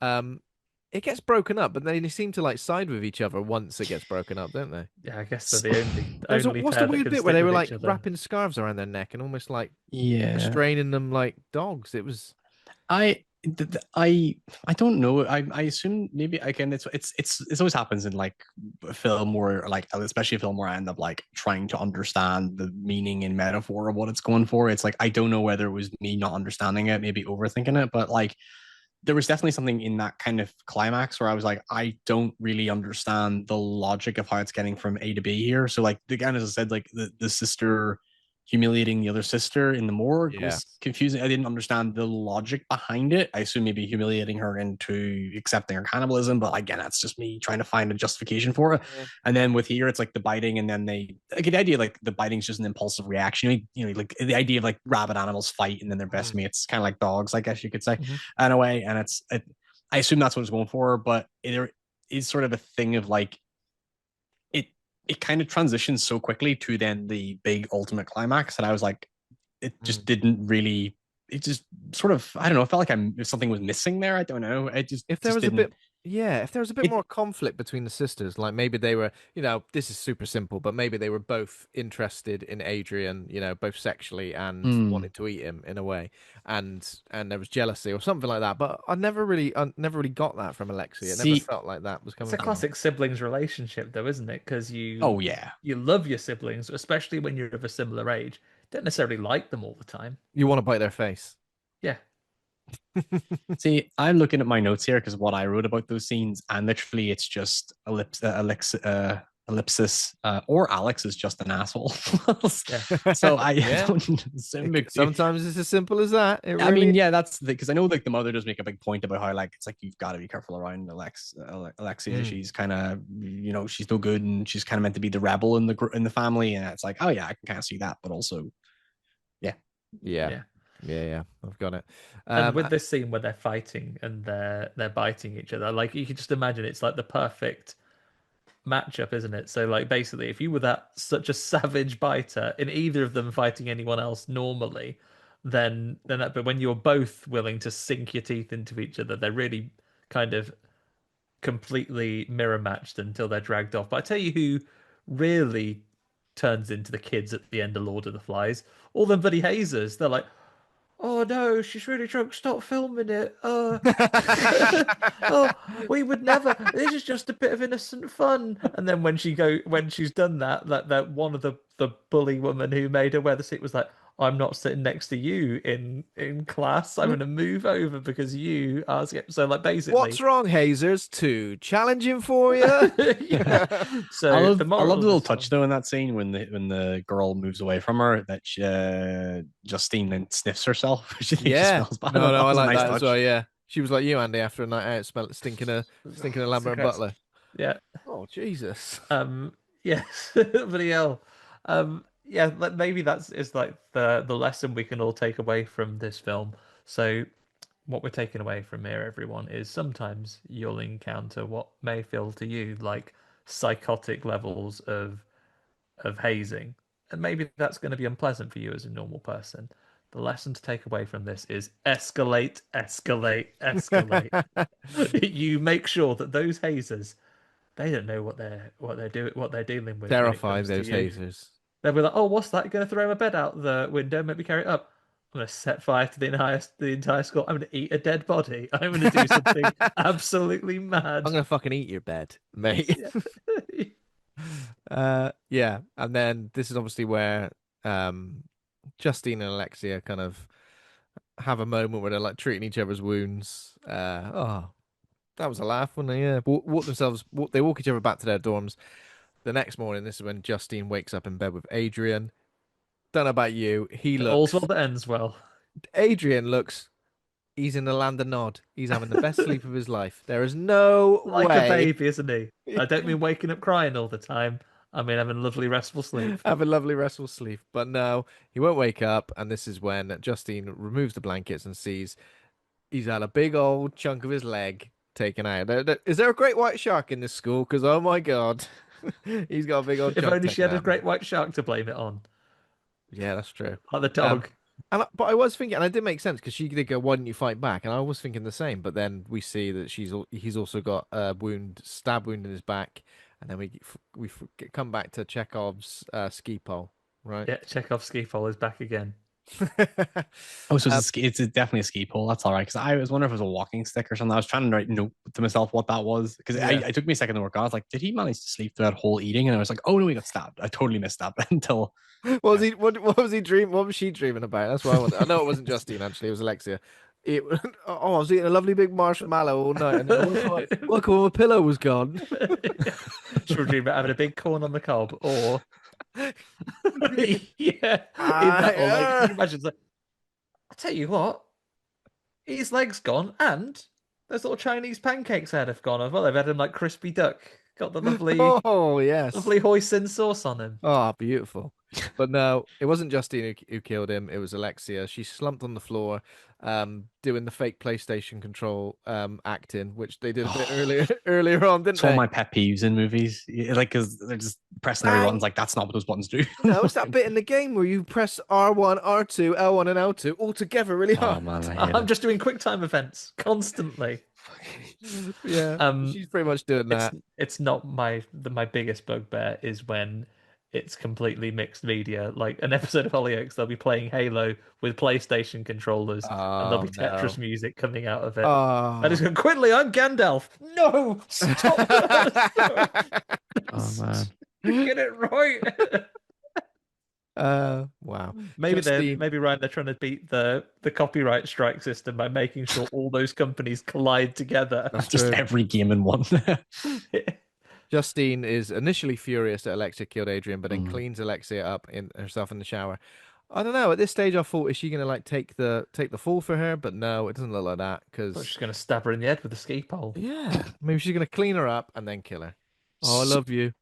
so I Uh, know it seems a bit, I don't know, like I don't know what the word is, but like everything I heard about the movie was like it's this really gruesome, violent, like provocative, transgressive film, and oh, I mean, it's transgressive ideas, but like it's not as gruesome, I think, as I was expecting. I was like, oh, it's mm, just the guy's lost a chunk of his thigh, and I thought, I don't know, I had it built up in my head. There's going to be this awful, nasty, devouring happening in it, but it doesn't. I And think not that it's a problem. It's just that it's interesting how like that expectation that I had in my head was that there's going it's to be some big grand. I mean, well, it technically is when we get to the dad at the end, but like For me, it's it's the non-horror stuff almost. yeah, Like yeah, it's the dog autopsy that was like, oh fucking hell, yeah. is that just real? That was yeah. Oh yeah, that one. Yeah, I feel that's like quite, and that's not a horror scene. That is just incidental. I feel like a lot of films that have got this kind of reputation for being like the most gruesome, the most horrific, hmm are a bit more like this, a bit more thoughtful. Like obviously we covered Dead Girl a few weeks ago, with a guest, and Ariel, she said the same thing. Like when she first went into that film, like, oh my God, it's the most despicable, horrific movie ever, you know. hmm Um, and really, like obviously the themes, sure, but like the actual things you see, maybe not so Yeah, much. you And I could think make that's the the same argument. here. Maybe it's like being desensitized a bit to the genre and like kind of Yeah, yeah, yeah. having seen. It's like when someone goes to me like, "Oh, movie really violent, it's very brutal," then I see it and I go, I've seen nastier," but it's not a bad thing. It's just that it's just Hmm. I don't know what the line where the line is where something is actually genuinely gruesome and nasty. I don't know if that Yeah. says something about me, even though No, like no. I'm not good. Like I'm a squeamish person, but I don't think anything in here genuinely made me squeamish. I think Yeah. other than It's different things for yeah, different the people, isn't dog. What it? happened to the That animal it stuff, I was guess? the animal stuff, and then Yeah, the only human stuff that was the hair babies because I've cleaned out enough plug holes in my time as well. They're the worst. Yeah, because you know Is what they it? smell like as Well, well. and also hair on someone's head, lovely. What lovely lustrous stuff. Second it's off a person, hair is disgusting. Um, so yeah, then we get the sort of the ending where Alexia's been in prison for the murder of Adrian. She's chill about it though. She's all right. She's pretty chill about it, yeah. Justine gets sent back home, and this is where she is basically telling her father what happened, and he says it's neither your fault or Alexia's fault. It's bloody generational trauma, isn't it? It's that mm. stuff again. And he explains that when he first met their mother, he could not understand why she did not want to be with him. And his father said he finally realized when they kissed for the first time, and then he indicates the scar on his lip. And when he opens his shirt, um, he's got big old chunks of himself missing and scars and everything. I mean, no matter how much you like someone, I feel like that'd be He's really never taken his difficult. kids swimming though. All these years. Dad, you don't have to wear a wetsuit at the local pool. Well, you never know. Gone down the Dude, Lido. Well, yeah, that's where that was the point in the movie where I was like, oh, it's like you can see people because I get it's funny how I never once glued into the fact that like at the start of No. the movie, the dad had the scar on his cheek because I thought it was just the actor scar, as I said, and then it's like, oh, actually, this is totally paying off in the end when that reveal happens. Again, that's the big transgressive part that I thought, oh yeah, that's I know it's just it's scars, but it's still like that gruesome. Like, oh, I didn't actually think that was coming. I didn't even because I think it's because you do spend such little time with the parents that there's still that entire ambiguity about them that it makes them seem so incidental. And then when they pop up at the end, it's like, oh, that explains the mother. It puts everything in the context. Like, oh, the mother makes them vegetarian because it's like she doesn't want them to pick up her mental illness, as it were. Her they don't want her to carry take her up her genetics or like it's that whole like trying to suppress that thing, and it's like, but it's kind of an element of like it goes back to the way the film is all about like people are accepting kind of who they are and like this is what you are, and it's like you can't just try and ignore that. It's going to eventually get out. And there's a thing earlier on in the scene early when the sister's getting hospital with the finger, and the dad says, "I'm getting the dog put down." And he says the quote is when Justine's like, "Why don't you put the dog on medicine? You don't need to put it down." It's like medicine isn't an exact science, and it's like it pays into that ending of it being like the mother, like it's everything he's experienced with his wife. Like it's like doesn't matter what medicine she takes or whatever, like it's like that urge, that impulse is there. It's going to come through in some way or another. It's like, take medication for like, I have medication for anxiety, doesn't mean anxiety goes away. It's like it's always going to feed its way back into your life. And it's sort of, so I assume that's what that line was meant to infer to, is that like he's he loves her, and if you find a way, and I guess that's kind of the realistic thing about her, Justine's whole journey is like you'll find a way to live with this condition. This is something you will learn to deal with, and you'll find somebody who understands it and accepts it, or maybe you won't. It doesn't know. There's kind of like a sort of like human nature, or maybe it'll be like Bones and All with was it Chalamet and whoever else in that. Just find someone who's also a cannibal and just go around the country eating people. It'd be lovely. Internet nowadays, you'll find someone. Oh yeah, definitely. Funnily enough, though, you've mentioned how the film is quite transgressive, and is it truly disturbing? The director, I saw in the trivia as well, actually rejects people's classification. Sorry, Julia, if you're listening. She rejects people's classification of the film as a horror movie. She says, she says that her intent was to disturb, not to scare. So she considers the film a mix of comedy, drama, a teen movie, and body horror, not horror flat. I suppose that just I know that's sort of a lot. There's a lot of directors I've seen before saying I wouldn't call this a horror movie. It's like please let me be eligible for awards. But yeah. But it's I don't disagree with her. Like again, it's like it does have the horror. Like she goes, I didn't mean to scare. I was there to disturb. And it's like, well, kind of goes back to that argument. Without making horror sound reductive, well, what is it?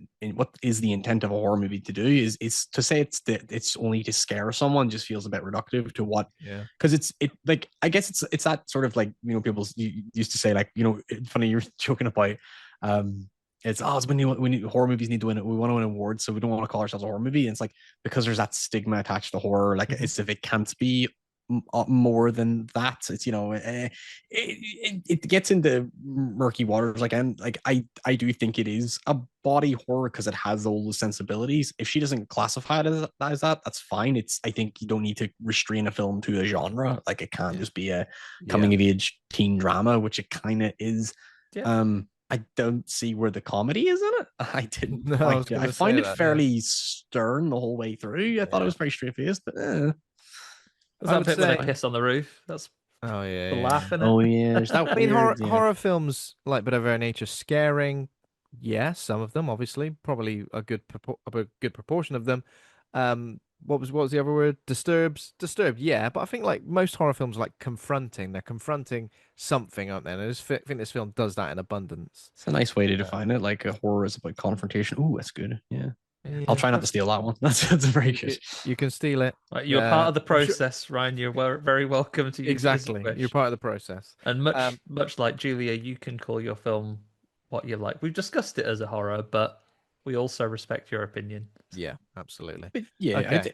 I mean, didn't our next film is it not also kind of a body horror as well? And it's like, I mean, I haven't seen it, so I don't know if it has any of those same feelings, but.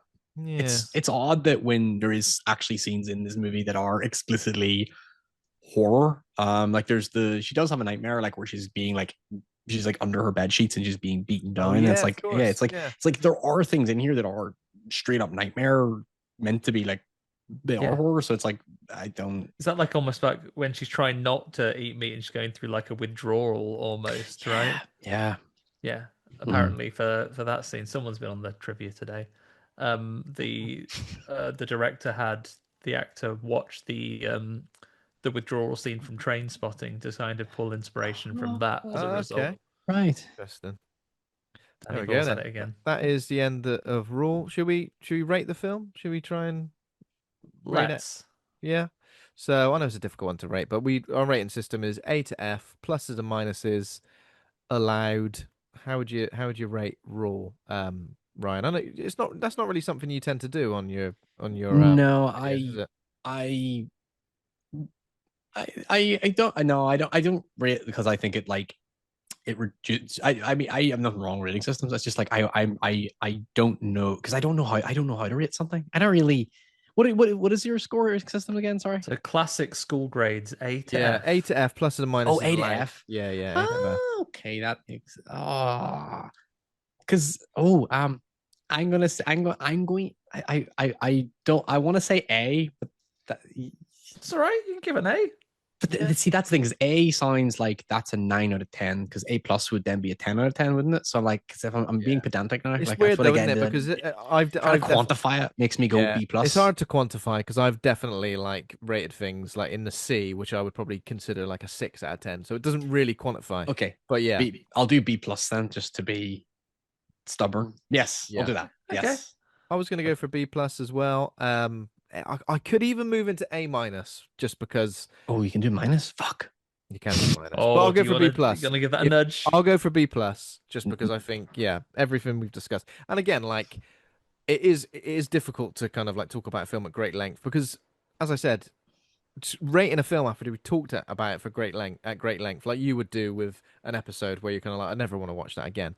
I always kind of try and quantify it with, I would definitely see this again. I would watch it again. I would Oh. recommend it. And there's something about cannibalism in films which I feel like is definitely one of those things that continues to freak me out, and I kind of like that. I like that I've still got something in films that continues to freak me out because plenty of things I've kind of you've seen it all, and you talk about The Yeah. Exorcist, and we've seen every type of demonic possession and I every can type see of someone's head exorcism. go round 3 or 4 times before he even started. You Yeah, put my kids getting macheted in the face by Jason all night long. yeah. Fine. Give me a bit of cannibalism though. Chewing on a finger, I'm like, hang on a minute. That's so, ever so bony. Wouldn't like it. so And for that it's instance, I'll probably just give it a yeah, B plus. it's the cannibalism to the self I find more terrifying. I think it's the idea of what Yeah, someone can do to themselves, like self mutilation, just is the thing that horror haunts me. yeah. Absolutely, it it's 'cause it's so hard to understand, isn't it? And Mm-hmm. I've already told you once, Andy, this today. I'm going to bring it up again. The news story about that's currently going around about the guy who like amputated his own legs. The surgeon. Have you seen Oh, this story? It's just nope. like obviously it's horrific, but I find it just so fascinating. Like what could bring you to a point where you go, I'm gonna have my legs off. But it's like remember, like the guy who got his arm trapped under the boulder, Aaron Oh yeah, yeah, Rosslin, or yeah, something. He was saying about how like when he got to the nerve when he was cutting off his arm, it's like what a human has to go through to detach a limb. yeah, It's like you have to go through some sort of psychological journey that just yeah. can that's in impaled just that it's you Yeah. have I incomprehensible. always remember the sound design when The he sound cut that design in nerve. 127 hours is brutal. Yeah, when It's he a was like guitar cutting Danny that string. Boyle nerve. for you. Yeah. Okay, I'd Andy, have how you I'd have gonna rate? pad made it after about 3 hours under that rock, taking a big Quiet, breath out and died. quietly passed away. Yeah. Andy, how you gonna rate? How you gonna Um, rate Raw? you know what? Originally, I was going to join you on a B plus. I'm going to be cheeky after our discussion here today. Knock it up a little bit. I'm going to be the A minus man Very today. cheeky. Yeah, and for these reasons, right? Like, it is rare, I think, for someone who consumes at least one horror movie a week, an episode of Friday the 13th as well. It takes a bit these days, I would say, to make me uncomfortable, unless it's a film I completely just nope out of watching in the first place. Um, and this really gave me pause with some of the body horror moments. I was like, oh, this is a bit like was compelling watching, but it is really quite unpleasant and confronting in a lot of places, and as the director intended, quite disturbing as well. Mm. And despite that, I can't wait to watch this again with the knowledge of what the story ends up being, and to look at it. It's one that I would say we talked earlier about recommendations. There are a lot of people in my life who I absolutely will not would not recommend this to you. I will not be recommending my wife watch this. She would have a thoroughly unpleasant time. But I think if you're a horror fan, if you want something that's a little bit interesting, and me and French horror cinema as well, Ben always Oh has a yeah, you love it, certain don't you? je ne sais quoi, as they say, as we say over in the continent. I really, really enjoy this. I think really, really compelling performances, and I think a lot more to unpack than I have maybe got out of this first viewing here. So Hmm. if I meet someone who I think, if we're talking in horror fan circles, and someone says I want a little bit something a little bit different, something that'll give me something to muse over, that is the type of person I will say check this out too. Um, and I Oh can't. yeah. I'm looking forward to going back in it myself as well. So an A minus, Oh nice. highest one in a while, I think. Yeah. Did you stick on A minus, Ryan, then, or did you I'm go gonna for stick B with B plus? plus, B plus. Yeah, yeah. just to try and be That sounds about right, Decisive. actually. strict, I guess. So there we go. That was a great in-depth conversation about that. Really enjoyed that. Thank you so much for joining us, Ryan. Yeah, Where thank you. can our listeners keep up to speed with you online? Obviously, we'll put the link to your YouTube channel, of course, in our show notes. Yeah, so Anywhere else? so youtube.com/slash Ryan Hollinger's the main account. There's Instagram, which is at horror Hollinger. I think I'm on Twitter under my Ryan Hollinger, and then I'm on Blue Sky under I think it's Ryan Hollinger as well. But there's not many Hollingers apparently on the online space, so I'm usually not too hard to find. Oh, good. Nice to hear. Wonderful. Okay, so thanks everybody for listening. If you enjoyed the show, become a patron at patreon.com/horror hangout. Thanks to all of our patrons there. Thanks to Taj Easton for our theme music. Thanks to Acast for hosting the show. Please consider giving us a rating or review. We're on Threads, Instagram, Facebook, TikTok, YouTube, all of those places. horrorhangout.co.uk for everything in one place. Next week, it's August already, and we're starting with Bring Her Back. Obviously, a little bit of a delayed release for us folks in the UK. Yeah, cheers, Kia. Yeah. But yeah, August is shaping up nicely. We've got some new releases, as we mentioned already. So looking forward to that. And we'll see you next time. In the meantime, everyone, till we see you again, if you do experience hazing at school, desecrate a corpse. Good night, everybody. Thanks again, Ryan. See you later. Bye. Bye. Bye. Bye.